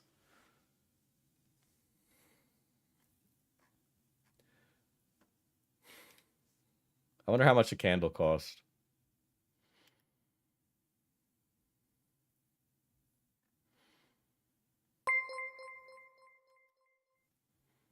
Conflict isn't a necessarily bad thing. I actually like experiencing it because even if stressful, at the end of the day I learn and grow from it. So like with all the things that I've experienced in the past 2 years, right? Like I've had more calls that were difficult with creators in the past 2 years than I have in my entire career. That helped me build my conflict resolution quite a bit. Unironically, I know that sounds like a joke. But when you talk to really problematic people and you have a bone to pick with them, the ability to stay calm and collected and convey your points and, you know, reach an ending, all that stuff helped me develop a level of patience and helped me go through conflict in my working world when I touch grass and become a real human. Right? Like there's so many things. You know, like when I talk about how it's like how I've learned to just shut up when somebody starts explaining something to me. People like to talk, and it's like you only really realize that after you do it. Right? And you just get better at it with time. And all this to say, all the calls you guys have ever heard me put out, by the way, are like a quarter of the amount of calls I've had. I've had plenty of insane calls with other creators and stuff like that, you know, recorded for my own posterity's sake. But I really learned how to manage conflict with people because people are so bad at managing conflict online. And it really did help. It really did help. I know it sounds like a fucking meme, but it is unironically something that was a transferable skill between YouTube and the real world.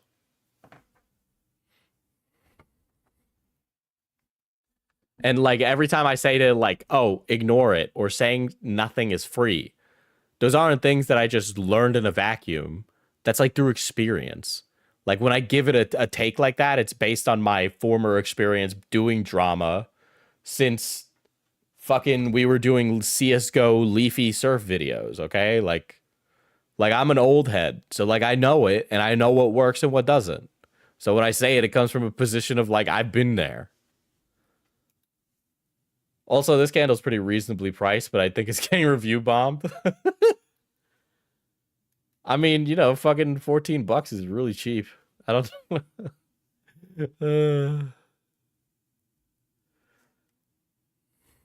disgusting behavior. The fact you all want to profit off this drama is disgusting. This is without a doubt a hilarious idea.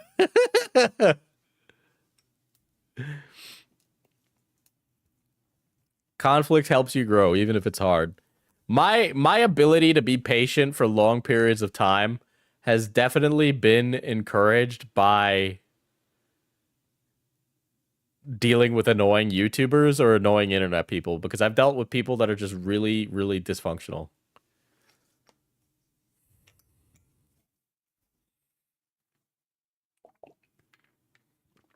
After spending over a year working armed security, I've learned that peaceful conflict resolution is a shockingly rare skill amongst the general public. Being able to stay calm in conflict has been so beneficial to me. Like, it's been so good. Dude, there's a breast milk candle on this website, dude. Holy shit. There's a breast milk candle over here. I wonder if it's made with real breast milk. I mean, it just seems like a candle brand. I think, I don't know. Maybe, in my opinion, I'd be a little bit more discerning with who you pick up. You know, so that way you keep the brand consistent. But no, a breast milk cannon. It blows my mind how bad they've been at, like VTubers are at managing conflict. You know? I don't know. My conflict is that I've got a tumor in my head, so internet shit doesn't even come close. Well, you know, that would help and all that.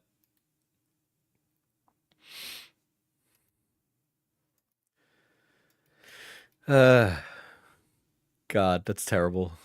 I know we're mixing it up again, and I'm going to cover something completely different, right?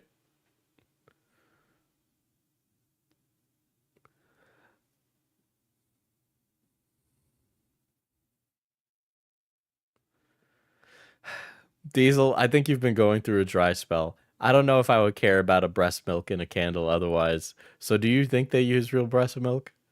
Look, chat, I'm glad that you care about my dry spell. But just so you know, I am working on it. Oh my god. Diesel, I do not care about your dry spell. Thank you, name. Thank you. You a real one.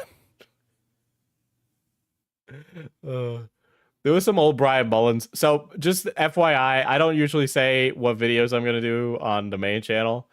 Love this stream and chat. Why? Cause y'all got common sense. I don't know Love if this a chat has stream common that's sense. Subjective rather than subjective. I also don't know if it's bonus. subjective, but thank you, Lunar. I appreciate the compliment. Oh my god. Gay to pay marketing? Why are there so many straight men going gay for pay? Is the market really worth it? We're just saying things now. Yeah, I think the VTuber community is backwards in many regards. It's still in its growing phase. This shows it. Yeah. Yeah, I think this is representative of growing phase because commentary went through a similar Cinder situation too, right? I keep forgetting this isn't the main channel. Yeah, I know. It's hard. It's hard to make content on the main channel. I much prefer doing this personally, chat. I like being a streamer, you know. Anyway, yeah, I am saying that I do want to do a video on Brian Mullins, and mainly because I want to get into beef with him. I just think it would be really fun to do like something that like obviously I know Gilded and Gallagher have a video on Brian, but I want to introduce it to the normies because I know my channel's really normie and they're not into weeds about stuff. So I think it would be really fun to bring that to a new audience who just has no fucking idea about it, right?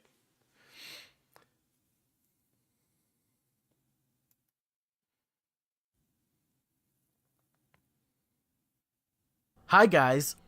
I am the fox with the chip deer, and I am going to be bashing the religious again. and when I heard that in the video, I said, "Oh my god, I need to cover this on stream." This is a 6-year-old video from Brian on his rant archive, right?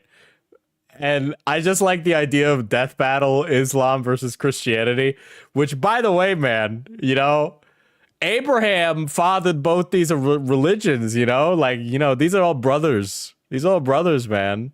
Don't be doing this to them. You know, it was really, when I was watching a rehearsal, right, I thought it was really funny because what's that name? What's that stupid bitch from the first season of the rehearsal? What's her name? The one that wanted to be a mom and was like a Christian horoscope girly that was like into numerology. You guys remember her if you saw the rehearsal, right? I was like, I was watching it, and you know, Nathan Fielder is Jewish and she's Christian, and he's like, I want to bring, you know, like Nathan's like, I want to bring Judaism to this home, right? And she's like, no, Judaism's the work of the devil. Judaism's the work of the devil, because it denies the existence of Jesus Christ, right?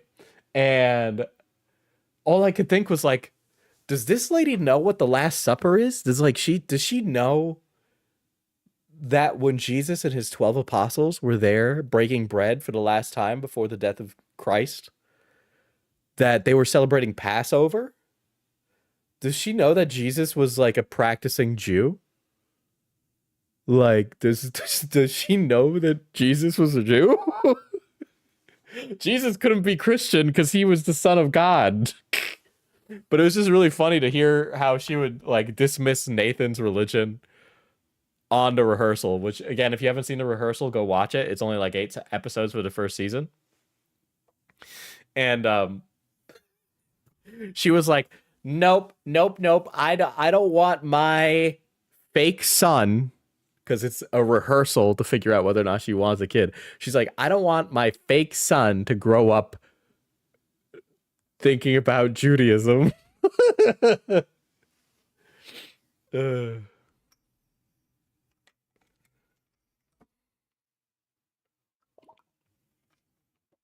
Or I think she also didn't know who crucified Jesus, too.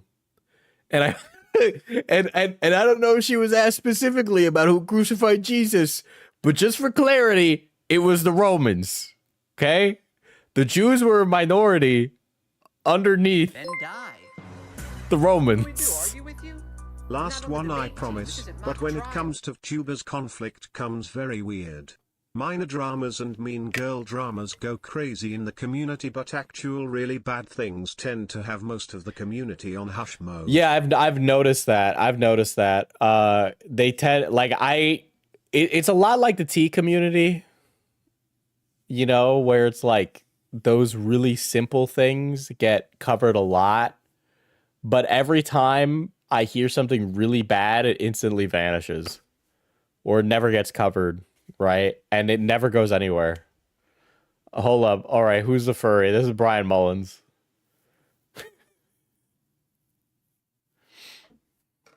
Wait, we're talking about a TV show now? A lot of turns on this ride, I tell you what. Yeah, it was Mel Gibson who killed Jesus, actually. But yeah, it's really, really fucking frustrating how VTubers are acting. There's no good drama VTuber. I know there's a few guys that cover drama. I don't think we haven't had our first great drama VTuber. This time, it's about moral grandstanding. He thought the Romans were all Jewish. No, that's really... Mel Gibson really thought that? I'm not surprised, actually. Why am I'm not surprised by that at all. Oh, yeah, that was another thing. I think her name was Angela in the rehearsal. Angela was like, fucking, my favorite director is Mel Gibson. And Nathan was like, yeah, but he said really bad things about Jews.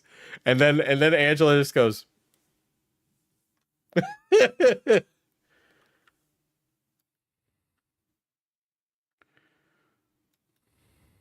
Hi, guys. VTubers don't like drama tubers and try to excise them to the point everyone has to try and be a news VTuber. It is drama. Like, come on, let's call it what it is, right? The thing is, they all want to like have control over the narrative, and it's like, it's not gonna happen. All right, eventually somebody's gonna break the dam. Tea, but get mad at me when I bring in the tea for them to steep. I don't understand these channels, bro. That's a certified dad joke.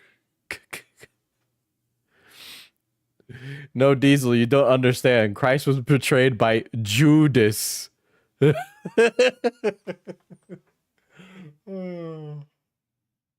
know, Judas Iscariot betrayed Jesus for 30 pieces of silver. Okay?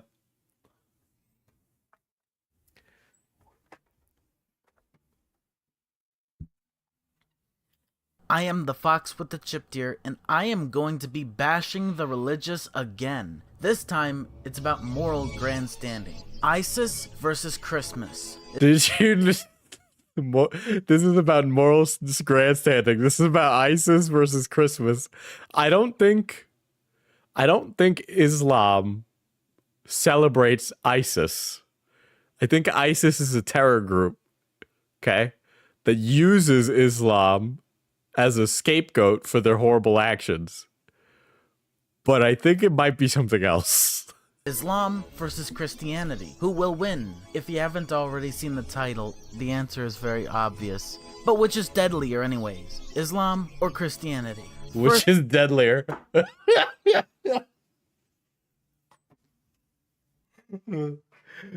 I don't want to say, okay, listen, 9/11 was bad.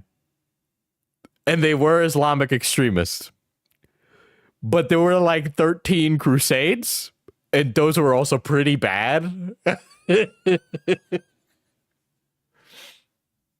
Stop. Islam, for example, ISIS. According ISIS is not representative of Islam.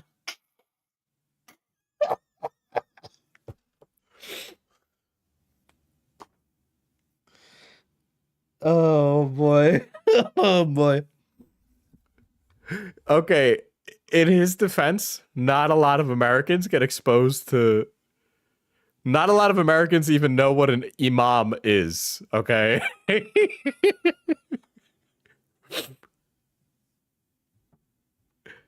to a Wikipedia article called Casualties of the Syrian Civil War, it shows... Yeah. Uh-huh. ISIS, but I don't have a sister. Okay, all right, listen here. He's going to cite the roast games and say Christians are worse. The thing is, if we're like counting death tolls, I think we're really splitting hairs here between both, considering the age of these things. Overall deaths of that civil war. I add them all up together, and I get 1,963,034 deaths. Now here comes Christianity. For example, Christmas, or more specifically, the roast game. Okay, all right, listen.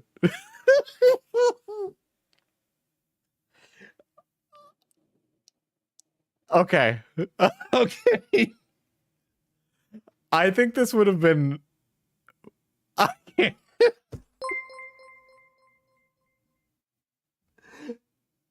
Diesel, why do you sell to die? Okay, Lunar, that's a stretch. I feel like, okay, if this was about the Crusades, it still wouldn't make a difference in this whole stupid comparison.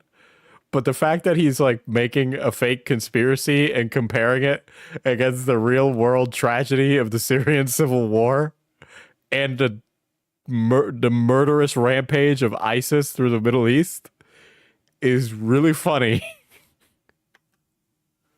The fact that families literally ate their own children as their Christmas roasts after slaughtering them for not believing in Christmas.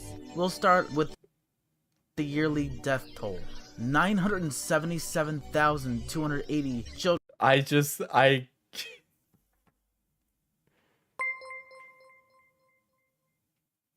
Mashallah Diesel Mashallah. Inshallah. I'm walking the light of Allah, my brother. Oh my god. Okay. Diesel, you're just trying to cover up the roast games. You know, man, I think I'm gonna ask my local imam about this, bro. Actually, I'd like a multi-faith coven to come together and talk about the roast games. Ryan Mullins the Fox. I only mull over. Actually, I have nothing. He's just very weird. He feels like an Always Sunny character, to be honest. That's a really funny way to put it. He is like an Always Sunny character.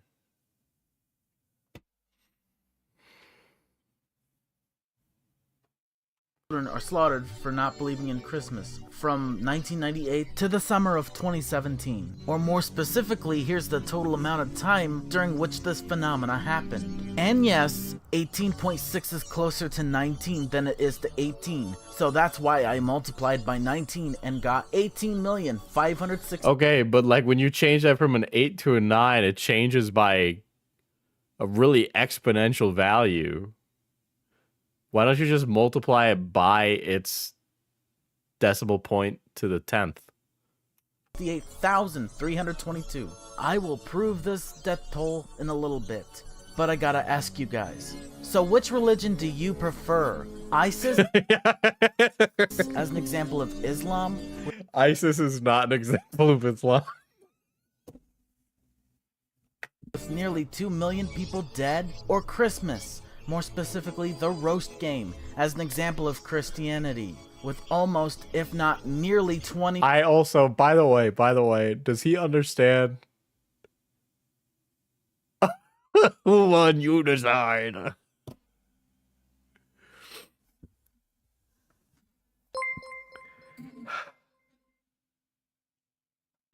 She expo on my nential till I equation. Lunar, I actually made that worse, actually. million children slaughtered and consumed. If you said neither of them, good job, you're moral. If you preferred Islam, you're immoral. If you preferred, wait a second, what? 20 million children slaughtered and consumed. If you said neither of them, good job, you're moral. If you preferred Islam, you're immoral. If you preferred Christianity, you are equally or if not more immoral. The idea that every single practicing Muslim is responsible for the murders of ISIS is one of the most wacko takes ever. And then, like, the roast games I can't even address because it's not real, because the roast games aren't fucking real. Than the people who preferred Islam.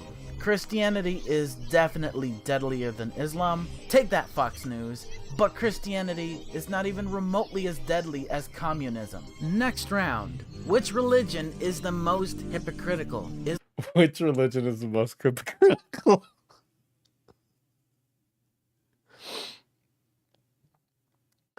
This is why I made fun of the guy going to the atheist convention, right? Because, like, I'm not religious at all. I'm not even, like, agnostic, right? But I do find that there's a lot of beauty and interesting things in religion. So, like, academically, I'm really interested in all that stuff. It's just something that's always attracted me, especially as somebody who was raised Catholic. But, like, I don't even know how I'm supposed to break this down, dude. Like every religion, I guess, if you want to, like, everybody's got like a religion gives you a moral framework, and having a moral framework can make you a hypocrite in some cases, because sometimes those morals can contradict with other values associated with the religion. But you have faith because you are religious. Furry, I hardly hurry. Lunar, has it been a long day? Are you okay? Islam or Christianity? The answer is both of them. And final round. Which religion has the most influence? Islam or... Which religion has the most influence? Okay. Christianity. First off, here comes Islam. According to PewResearch.org, there are about 3.45 million Muslims of all ages in the U.S. Okay, I like how that is not a... This is not how I'd calculate this, right? Because the United States is not the world. There are other countries than the United States. Or about 1.1% of the U.S. population. Next up, Christianity. According to pewforum.org, out of the U.S. population, 70.6% of Americans are Christians. I feel like you compared two different things from two different studies together and put them together. Okay. What's the U.S. population right now? As of Wednesday, January 30th, 2019, there are about 328,109,000. Like, those are two different statistical analyses. You could definitely look up just the statistical breakdown of religious denominations inside the United States between Christians, all denominations, Muslims, all denominations, right? And then you could figure out what are the percentages of each based on the entire U.S. population. 2, I'm pretty, and I don't know if I'm correct on this, but I very, like, this is like a very loose remember. I think there's more Muslims in the existence than there are Christians. Like just on Earth, but I might be wrong on that. It could be Christianity too. So 18,527, according to World and I think Axis brought it up earlier, but Hinduism. Leaders.info. I've done the calculation and I got 231,652,386 Christians in America as of January 30th, 2019. Alrighty, so here's the thing. The backwards playing music really just turns this into something else, doesn't it? Let's actually confirm the death toll of 18,568,322 that I mentioned earlier. So, according to Statista.com, between 1998 and 2017, the average size of a family in America is 3.16. So about 3 people. This is what would have been the total population of children in America, but the fact is... You could just find those statistics. You don't need to do this math, because you're gonna fuck it up. Okay? Just, you can find that. We take a census every like 4 years or something, or every 10 years. Families ate their own children, meaning that the population of children in America was stagnant, if not steadily declining. Okay, if American children are vanishing, then we could look at the global, like we could look at the United States, whatchamacallit, demographics. If there was this entire decade-long time or 20-year time where we were eating an entire cohort of children, then we would see a dip that is steeper in that time period than anywhere else. Now, I know there is a birth rate decline, but if the decline is steady and not a sudden drop every year, right? Like, you don't eat the same amount of children every year. Baba Booey. Christianity recently passed up Islam in the last few years, 2.3 billion plus versus 1.9 billion, give or take a few hundred million. Hinduism is 1.2 billion if you're curious.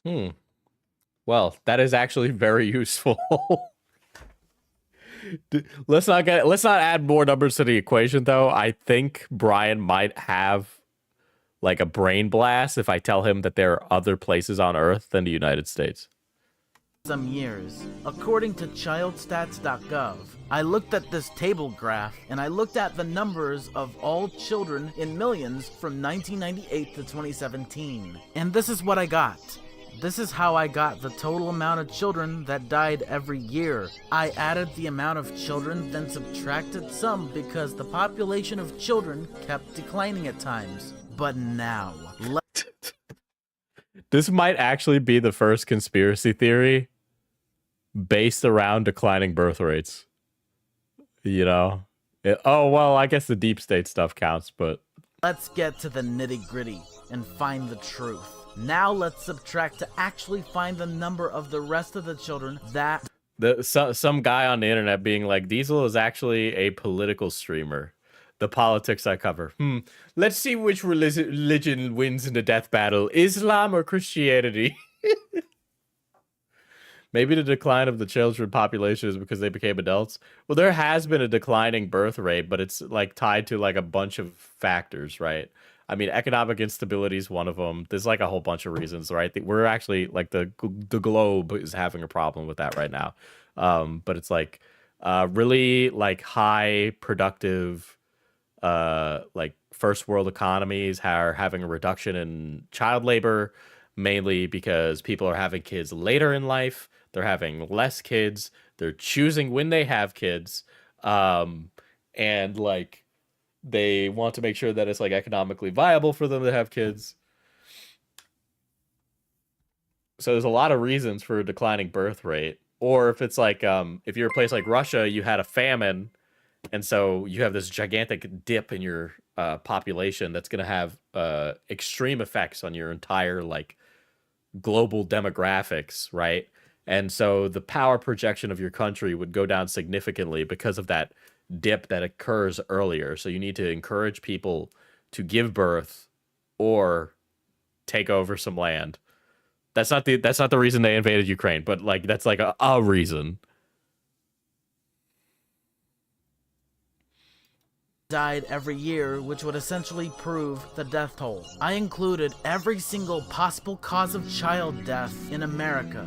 First, let's start with birth. Dude, guys, every single child death was actually caused by the roast games. St. Jude's, just the cover for the roast games, okay? All those kids with cancer turned into a delicious Christmas dinner.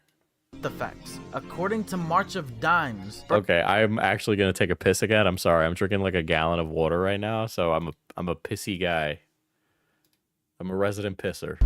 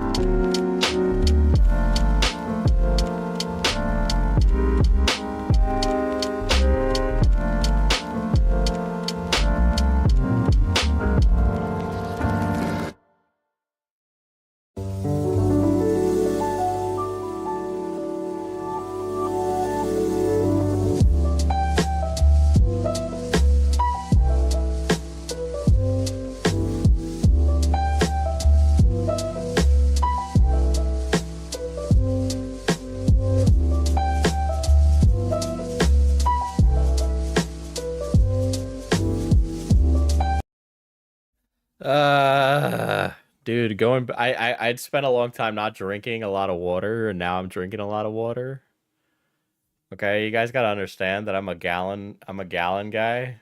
All right, gallon a day keeps the bladder away, or I guess next to the toilet all the time, right? But like, look at that, it's a big ass water bottle.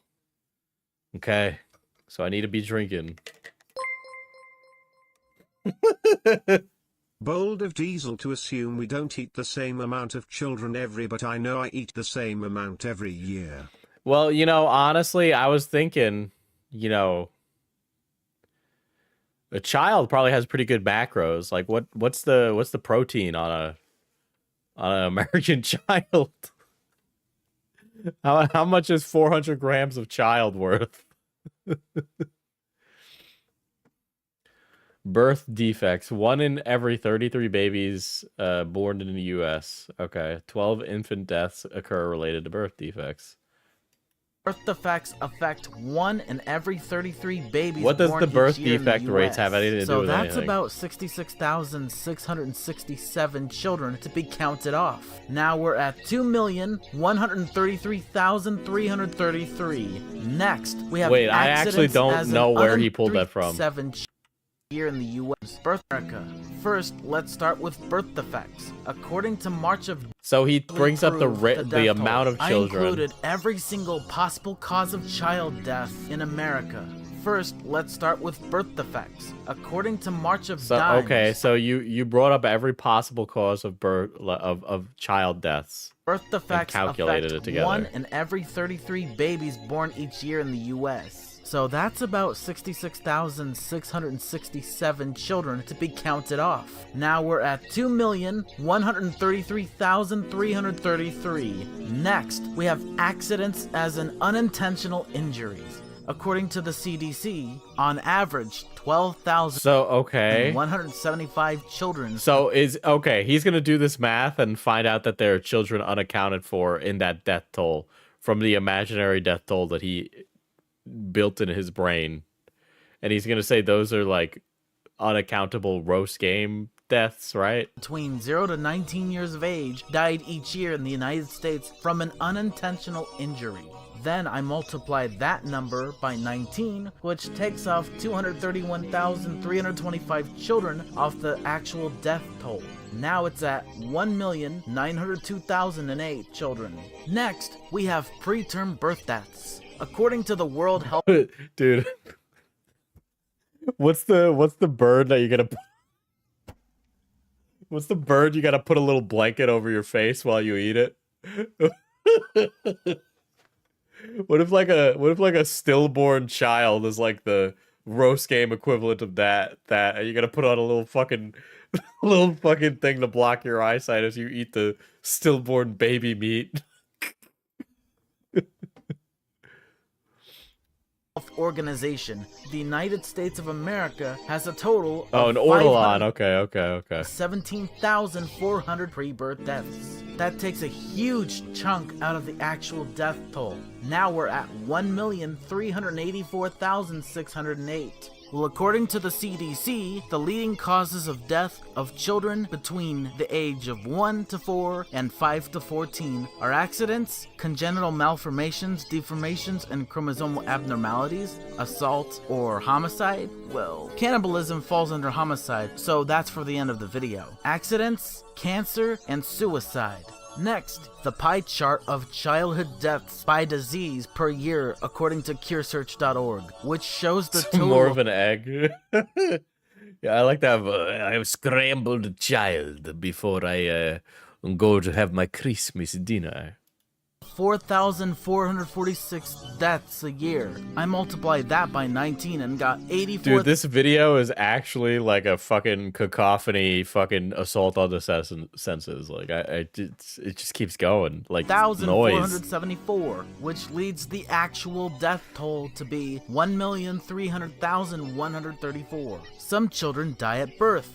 According to NBC News from 2013... These are like different statistics taken from different years at different times. Like, it's not equatable to like the death toll of the roast games at all. And then also, I thought this was a video about like fucking Christianity versus Islam, and now it's just another roast games video. An estimated 11,300 newborn babies die each year in the United States on the day they are born. I multiply that by 19, then get 214,700, which leads the actual death toll to be 1,085,434. Then there's death by...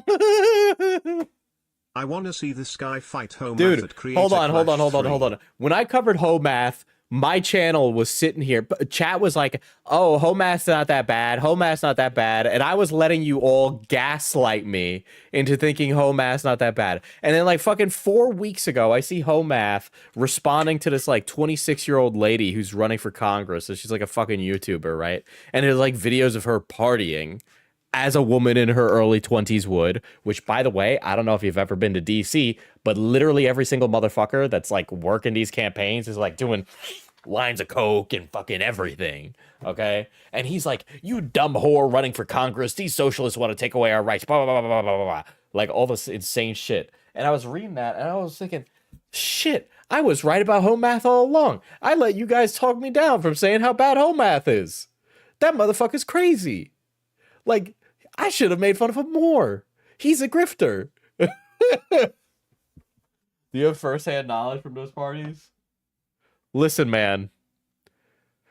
We have some defense contractors in here. I hope they're going to parties. If not, they should go to them.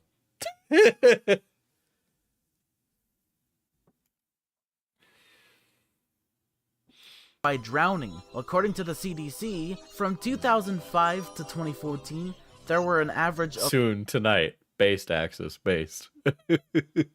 Tomorrow. 3,536 fatal unintentional drownings, non-boating related, annually. Yes, Homath is the guy... yeah, he's the guy with the crazy drawn color pencil charts. Yeah, he should have gone harder. Yeah, I don't know what the fuck was with my chat that day where all these like guys were like, yeah, Homath's not that bad. Homath's not that bad. Guys, Homath is that bad. If you listen to Homath for dating advice, you're cooked. You're gone. I'm sorry, buddy. All right? I'm sorry. It is what it is. Listen, it's really easy actually to get women to like you, okay? It really is that easy. If you're worried about running into Tina the whore, you're not going to run into Tina the whore. Okay, because if you're sitting in my chat and you're worried about Tina the whore, she ain't gonna fuck you anyway. She was looking for like fucking somebody who's not you. Okay, all right, because you wear glasses and you work in IT. She ain't gonna fuck you anyway.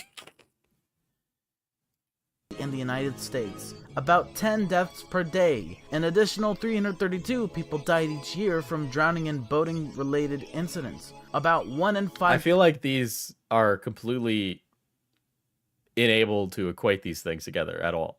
Okay. People who die from drowning. Tina the gold digger isn't looking at you because you have no money. Yeah, it's because you keep donating my chat.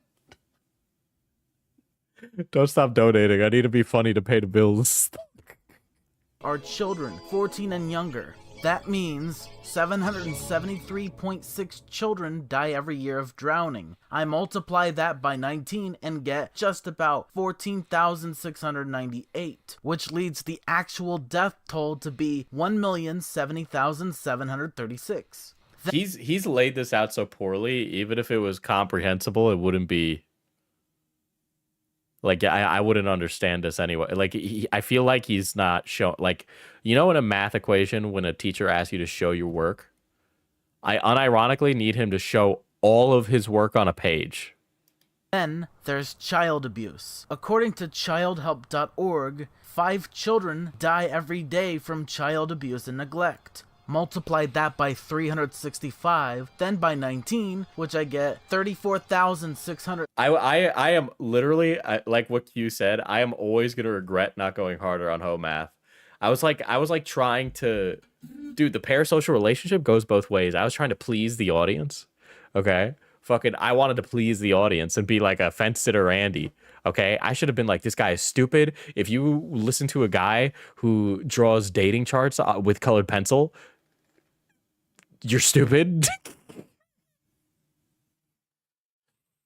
75, which leads the actual death toll to be 1,036,061. You're literally gooning. I mean, that's literally me every day. Death by car accidents. According to Wikipedia, about 2,000 children under 16 die every year in traffic collisions. Okay, all right. So he's just going to be putting together a death toll, and he's going to say that this is actually the roast games. Long last, death by influenza.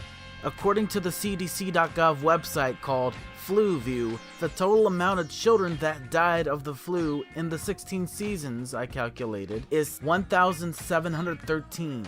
Also, according to NBC News, 110 children died from the flu in the US in the 2009 pandemic of H1N1 swine flu. That new strain killed 282 children and 358 children. Both of the East Coasters are going over him. I can't escape. Children in total died from influenza. Or the amount of seasons I recently got 1,713 deaths from. And finally, when I added all of those 3 numbers that are in the screenshot up, I multiplied them by 19, then subtract 7, then divided by... Dude, I wanted to hear him do a death battle between religions, but instead he was boring. Okay, here's his video on 3 reasons we should get rid of the deep state. Hello, everybody. I am Brian Mullins the Fox for an unscripted, unscheduled rant archive exclusive rant video about 3 reasons why we must and should abolish the deep state and gutter out the entirety of the federal government. Number 1. Oh my god. Okay. I feel like you can't say the deep state without it sounding like a... The deep state, the FBI, the CIA, and federal government are in charge of all black markets. Concerning the CIA and the federal government are in charge of all black markets is an insane one. The deep state, the FBI, the CIA, and federal government are in charge of all black markets concerning all types of black market type content, be it explosives, illicit drugs. That doesn't... Okay. Okay. All right. I've known feds. I have known feds. I've met feds. I don't think they're doing that because there's no way the motherfuckers would be able to keep it quiet. And other drugs that would have been made legal and the black market obsolete there, porn that is not safe for life, etc. when you get rid of their control and the opportunity for them to run those child sex trafficking rings, the far more likely that you would make their competition obsolete, so that the competition they took down are gone as well. And with the advent of AI-generated you-know-what, these anti-CP laws would be obsolete because... Why does this guy want to abolish anti-CP laws?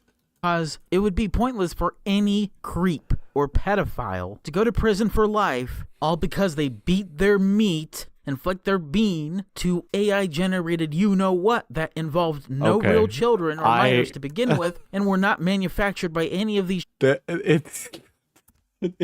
What's the point of even engaging with this? Child sex trafficking rings that exist today, whilst they, as in the government... Why are we accusing Q of food now?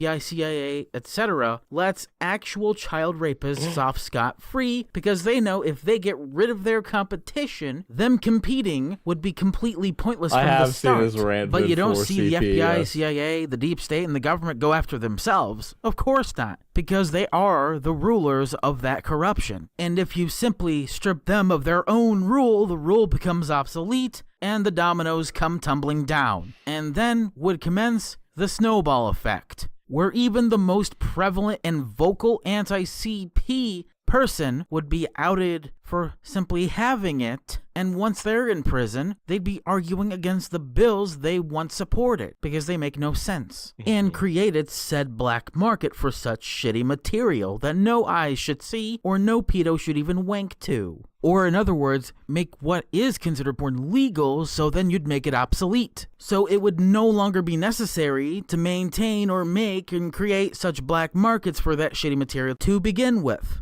The same should go for all drugs and anything that was made illegal, and hence a black market was created as a result. Wait, so we should make it all legal?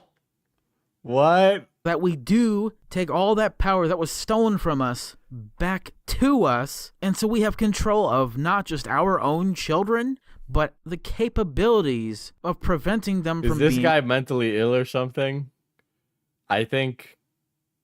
I mean, yeah, he is. I mean, I've covered him before. I honestly can't get enough of this guy. He's absolutely insane. It's or really trafficked funny. in to begin with, especially if it's through the FBI, CIA, deep state, or government. And those that argue otherwise, when their parents doing that, should die in a fire. The next reason why we should and need to abolish the deep state is so that we can hold ourselves and the government far more accountable than we ever did in our lives. Plain and simple. We never took ourselves and the government at the same time accountable enough for decades. And once we do, it'll start dawning on you and how we trusted the government and ourselves too much in the government and for far too long. And we just let the government and the deep state become corrupt pieces of shit and called anyone who believed that the deep state exists a bunch of conspiracy theorists. Oh boy. Despite it being a conspiracy, it's true. The deep state does exist. And we are the problem, and we are to blame for supporting the deep state indirectly. We should be on the same level of accountability as the government, if not a little higher, and sometimes a little lower, on other issues. Simple as that. And 27 people have viewed this. 3, as in the last reason as to why we should get rid of the deep state, is because we create too many complexes. The child sex trafficking industrial complex. For one example, you can't just have your cheese pizza and eat it too, because if you ordered a deep dish, in this sense, metaphorically, not literally, you wouldn't have a deep dish. You'd be in deep shit. You can't just get rid of the other side of the competition and not get rid of yours. It wouldn't be fair play or a fair game. We should hold the government accountable for all its unnecessary spending on shit that doesn't matter or is inconsequential. And there are countless examples of the government doing that shit. Instead of building better... It's such a word salad. What am I even supposed to say? He just thinks the deep state is responsible for everything, from CP rings to fucking weed dealers, dude. Like, I don't, Like, I don't even know how you even break that down in a way that's, like, comprehensive, or just, like, you know, just saying, okay, it's crazy. It's literally conspiracy gibberish, yes. Roads, infrastructure, getting rid of public education whilst placating private roads. There are countless examples of shit that doesn't matter or is inconsequential. And there are countless examples of the government doing that shit. Instead of building better roads, infrastructure, getting rid of public education. Okay, so we should get rid of public education and stop building infrastructure. Whilst placating private education, you spend it on inconsequential shit. Like I just said, we need to stop doing that. Stop intervening in other countries and fix our own shit. Guys, we gotta stop doing things like building roads, etc. And so, that concludes the semi-short rant. Fuck the government, fuck the deep state, fuck the FBI, fuck the CIA, and fuck any retard who argues that we shouldn't get rid of the goddamn deep state. And most the deep state. Importantly, here's a question. Here's a question. Tell me, Brian, who makes up the deep state? Who are they? Who's in this group of people, huh? Huh? Do they worship the Sabbath by any chance? Fuck the child sex trafficking industrial complex. I'm Brian Mullins. Dude.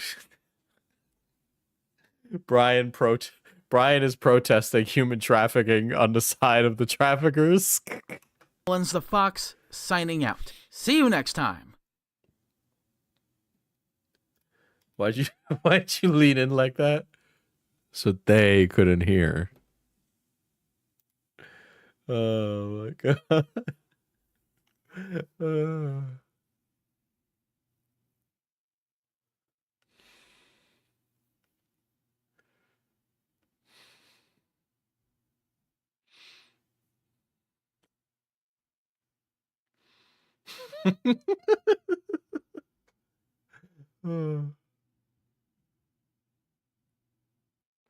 The pedo hunter to sex worker pipeline.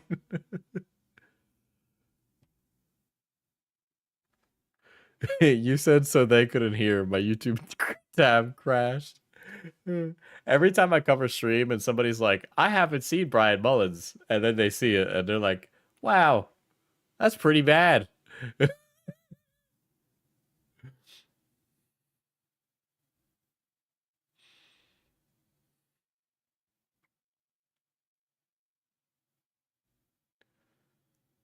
Three reasons why I'm starting to question porn addiction.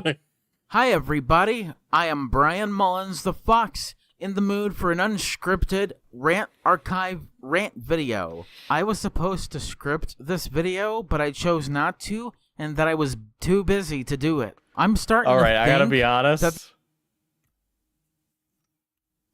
What are you busy with? This whole addiction to porn thing is not really a real concept. Me trying to justify all the gooning? I don't think this whole porn addiction thing is really a problem. I think I'm actually just simply built different. Now let me explain my reasons why. Number one, I've jerked off all the time, and I don't feel addicted. I can stop anytime I want.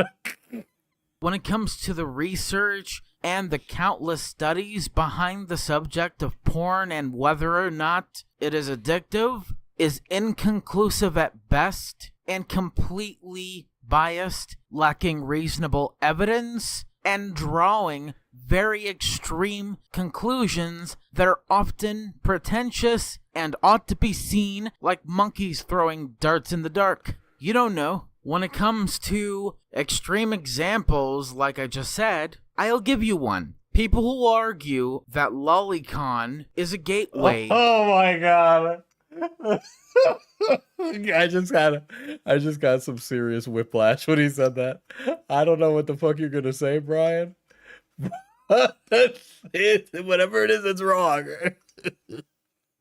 In the sense where it is a gateway to predation, pedophilia, in the sense of child molestation, and not telling the difference between what's fiction and what isn't.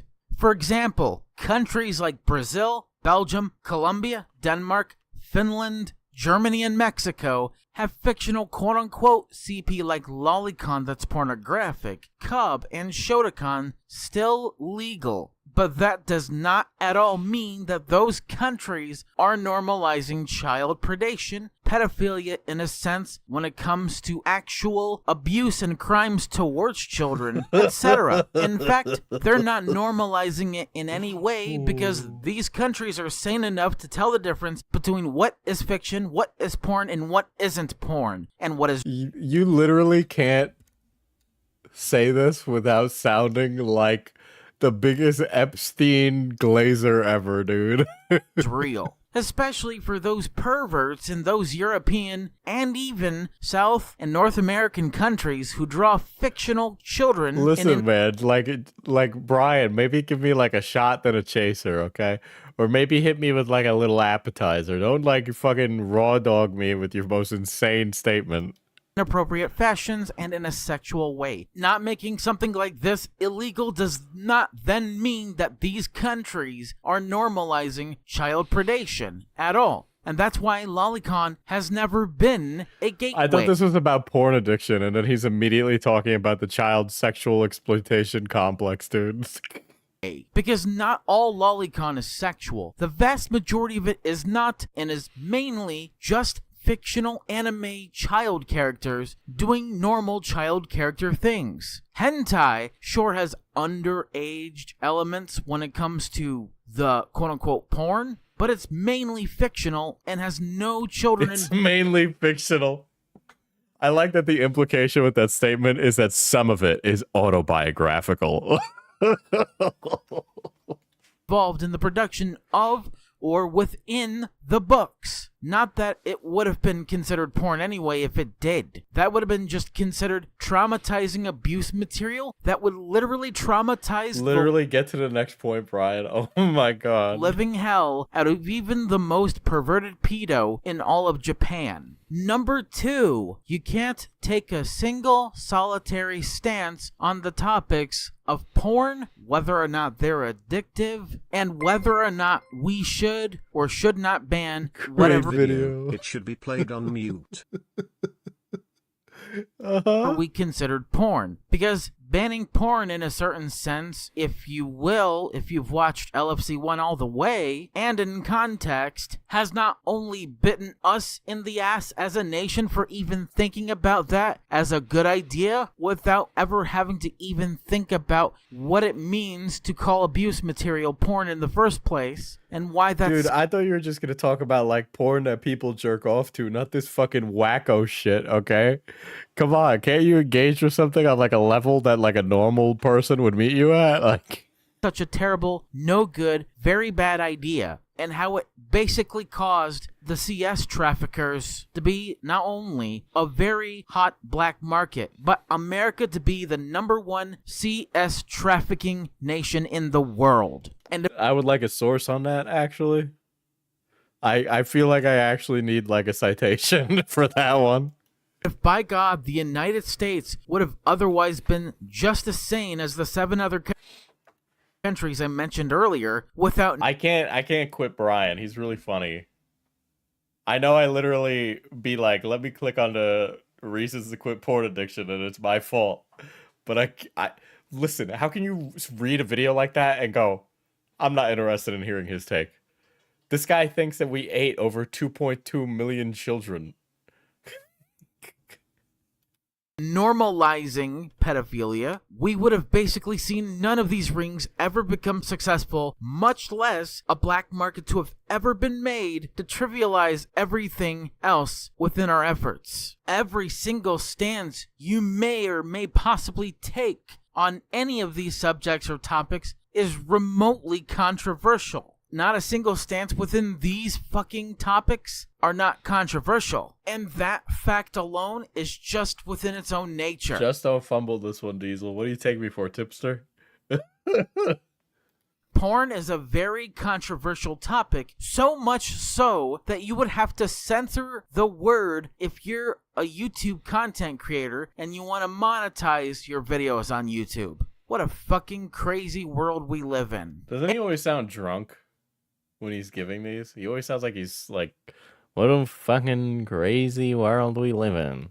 And number 3, everyone, when it comes to talking about this at all, are completely fucking insane. Holy shit. Any stance against people like predator hunters, cringe posters who shit on lolly but end up being exposed as predators, and groomers, and even child sex abusers, or at the very least and at the very best, just shit-posting creeps, creeping the fuck out of people just for either shock value or... Okay, clearly he just wanted to talk about insane shit and not actually anything else.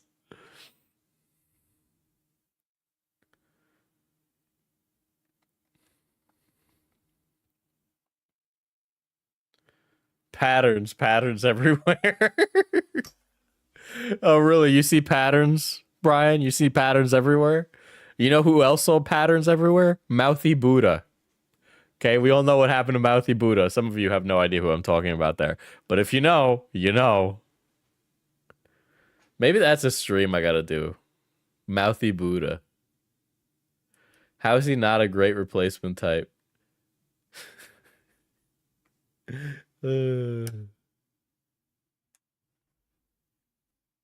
Hold on, let's see. Hold on, let me look up Mouthy Buddha. Let's see what he's doing these days.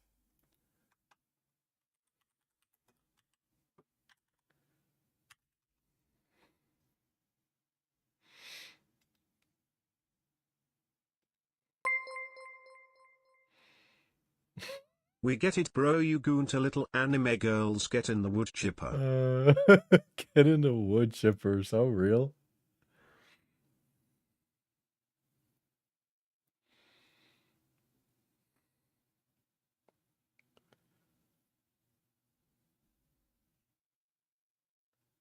Hold on. What's this? I know he had a Rumble channel.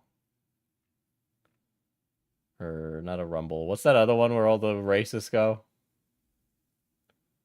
Mouthy Buddha. JQ. Part 1, the Jewish question. Oh my god. No. I gotta download it.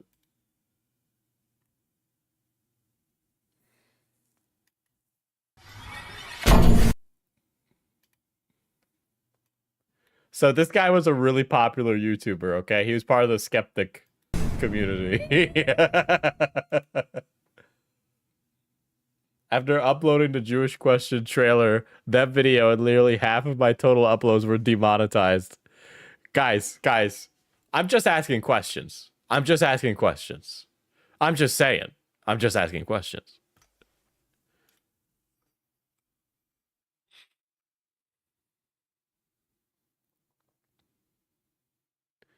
Damn. The opinions expressed do not reflect really Mouthy Buddha. Are you sure about that?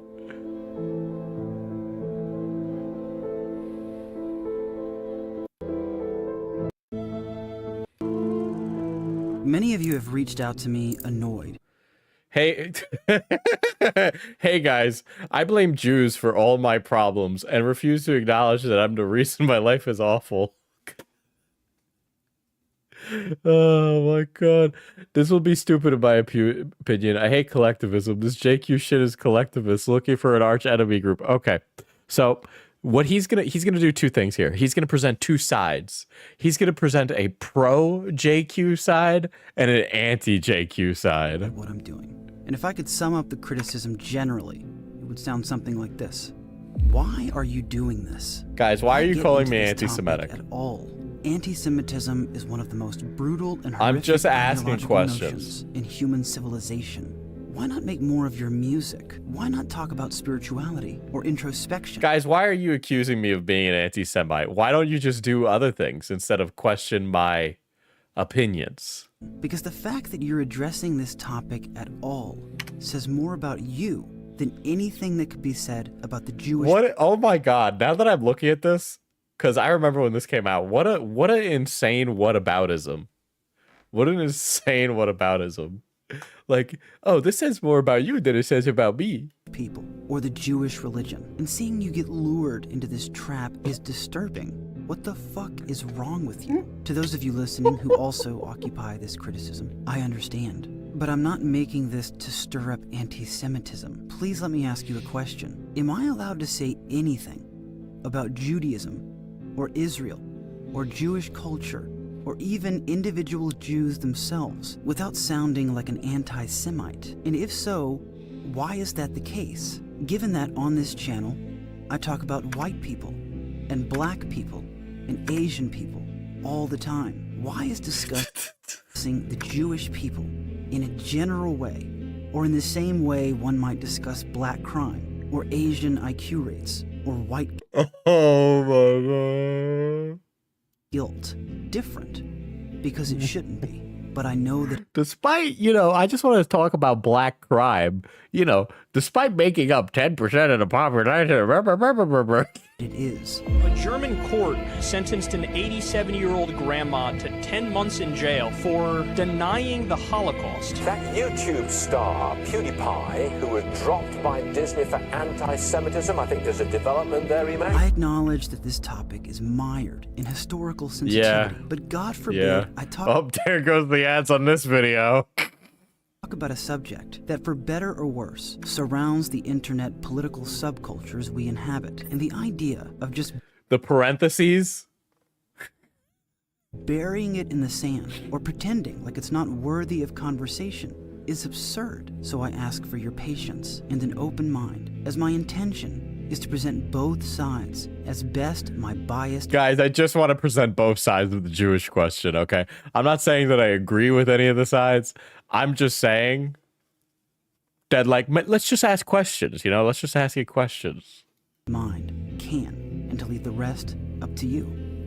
That said, what is the Jewish question?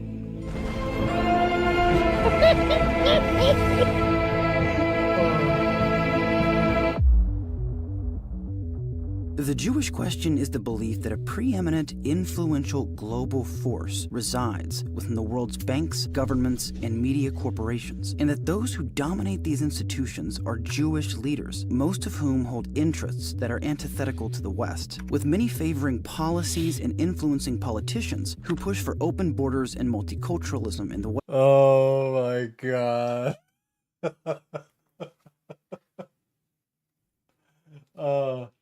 By the way, you know how he's talking about it like the Jewish question right now? Right? Oh, talking about multiculturalism and open borders? That is antithetical to Western values?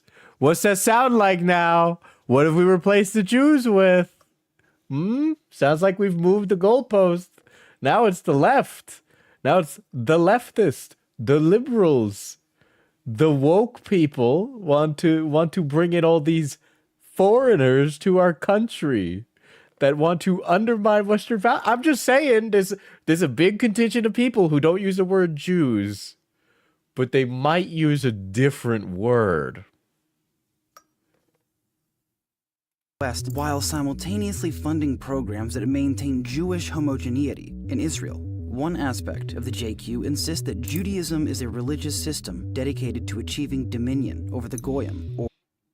Yeah, he definitely reminds me of Arch. Yeah, because Arch is one of these guys. Or non-Jew, through coveted means. And say evidence for this claim rests in the Talmud, which is the primary source of Jewish religious law, with verses saying, quote, even the... Diesel, I watched Laserpig's video too. Don't you quote it at me.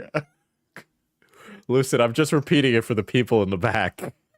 Best of the Goyim should be killed. Many who ask the Jewish question are asking, should any small group that makes up less than 2% of the population have majority influence and control? Okay, this is the same answer I give to every single conspiracy theory I talk about that requires more than 200 people, give or take, right?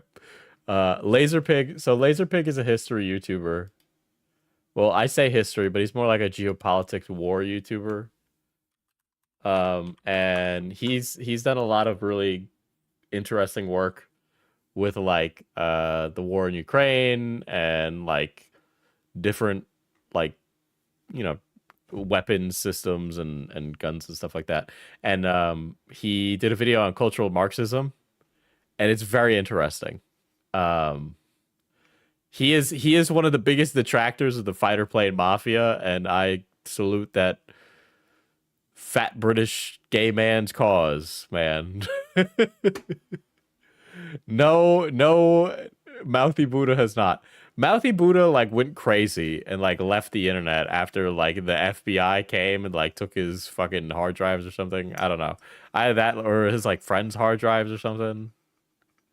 That population. Starting with the US, the evidence one provides to substantiate the JQ is as follows. Ashkenazi Jews make up 90% of the Jewish population in the US. And according to the US Census Bureau, Jews make up between 1.7% to 2.6% of the entire population. Here's the question. Despite making up a small amount of the population. Yeah, so that was fucking Mouthy Buddha. Honestly, probably deserves his own stream because his stuff is crazy.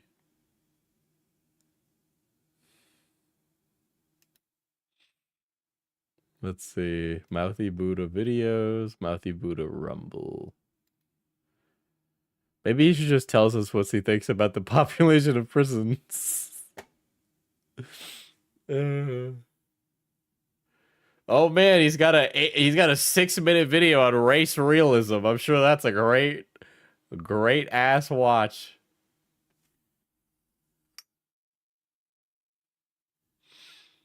Re-upload from 2016. Mouthy Buddha about the skeptic community versus the alt-right. No, he's a race realist. Dude, he's like in deep. He's saying it with his chest, right? The guys who say things like him don't say it like he says it anymore because they want to get votes. Dude. Have you guys seen that video where it's like a fucking edit of the World Economic Forum guy where he's like, I'll just pull it up. Hold on. Let me find it.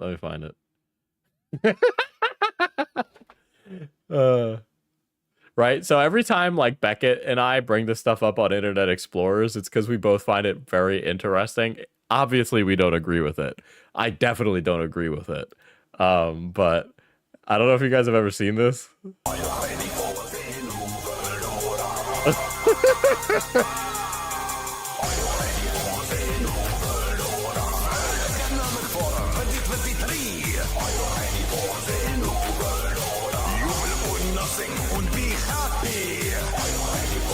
So this guy is like a German guy, and he was in charge of the World Economic Forum. He just stepped down recently, but he was around when that article about "You'll own nothing and be happy" comes up, and yeah, people just you get a German guy talking about the New World Order, basically. Not literally, he didn't literally talk about the New World Order, and needless to say, everybody lost their fucking bananas.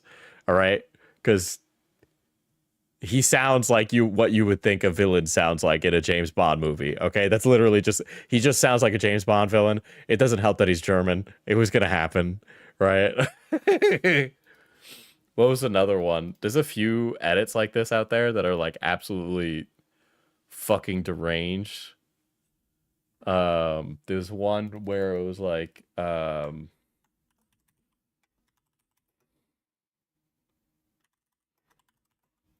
let me see if I can find it. Fuck. I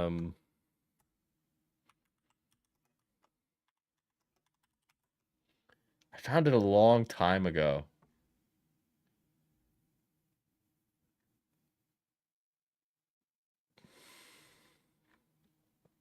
Maybe hold on, let me check. Let me check.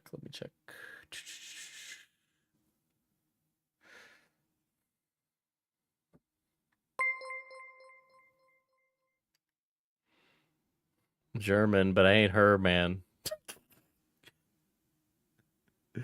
I'm desperately looking for this fucking insane video I had. Did YouTube get rid of favorites? I think AI I saved is it. taking over our video Hold editing on. software. Diesel saves editing videos for practice. Hold on. But I definitely did save like this crazy ass fucking like deep state edit.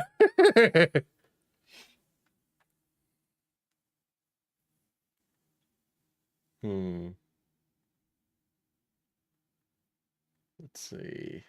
I might not be able to find it. I might be content cucking you right now.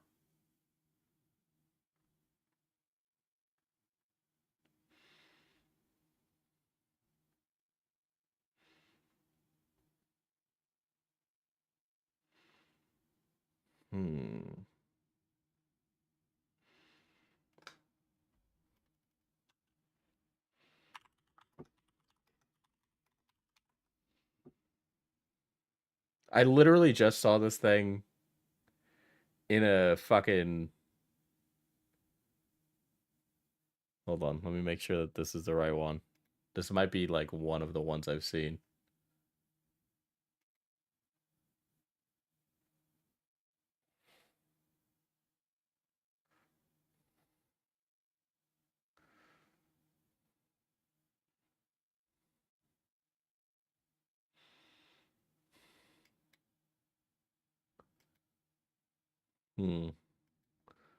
This might actually be one. I might have actually found a channel that just makes it in-house. Oh my god. No, this is more like a European nationalism? What is this? What is this?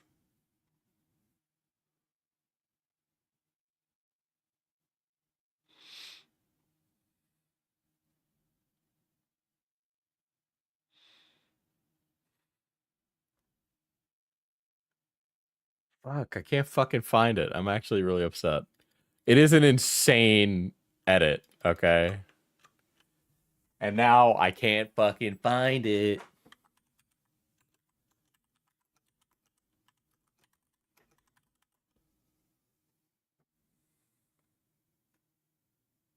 Okay. I found one that I think is it, but they threw it in a so they threw this into a Hearts of Iron mod, because of course they did, right? But it's a little different, right? Bravo 6, going dark. So this is the trailer for a Hearts of Iron mod. Oh my god, none of you can see it. I'm actually crashing out right now. Hold on, let me go back to the beginning.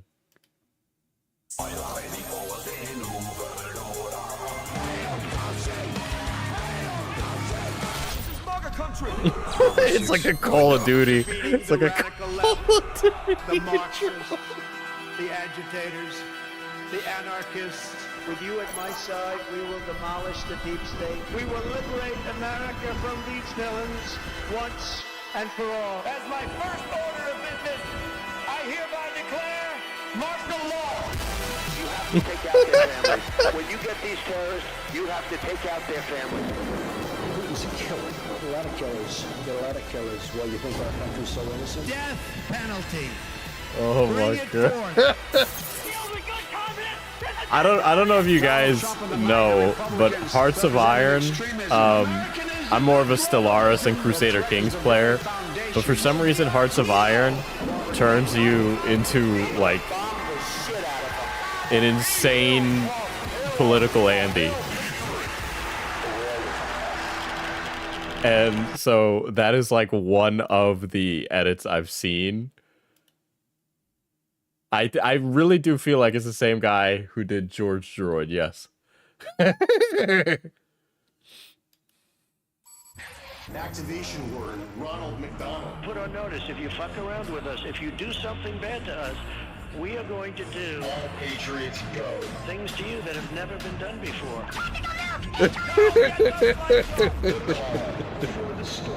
Yeah, you think Hearts of Iron would attract the tanky, but it doesn't. Slums of Rio, the homeless and hungry know the truth. Donald Trump, please save me. They have nothing. Are you enjoying the show? Refill your popcorn. You'll love this next part. They'll make America great again! I'm Donald Trump, and I approve this message. Jesus Christ. Oh my god. Yeah, I personally prefer my death to Xenos. Yeah, I definitely prefer a Stellaris personally. But I when I came across these edits, I was just like, this shit is funny. I don't think QAnon is genuine in the slightest. I don't believe it at all. But those edits are insane. Like, that would kill a grandpa. Like, I love hearing Senator Armstrong in the background. You know, the thing is that it's not even them, like, joking. Like, the guy who made that's like, for real. Like, if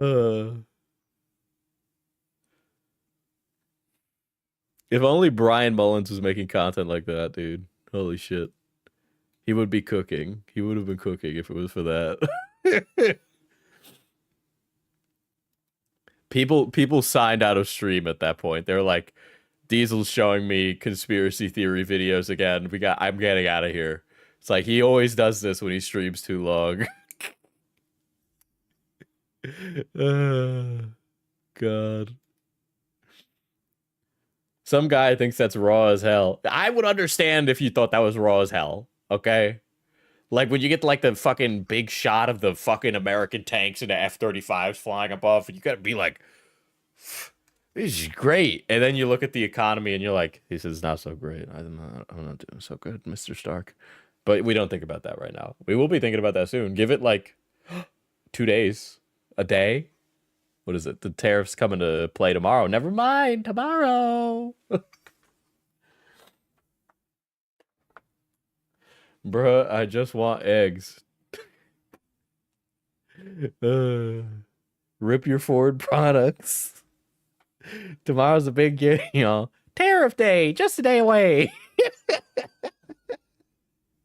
Yippee! Liberation Day, just a day away. I'm gonna send you over to Falgi. Tell him Happy Liberation Day.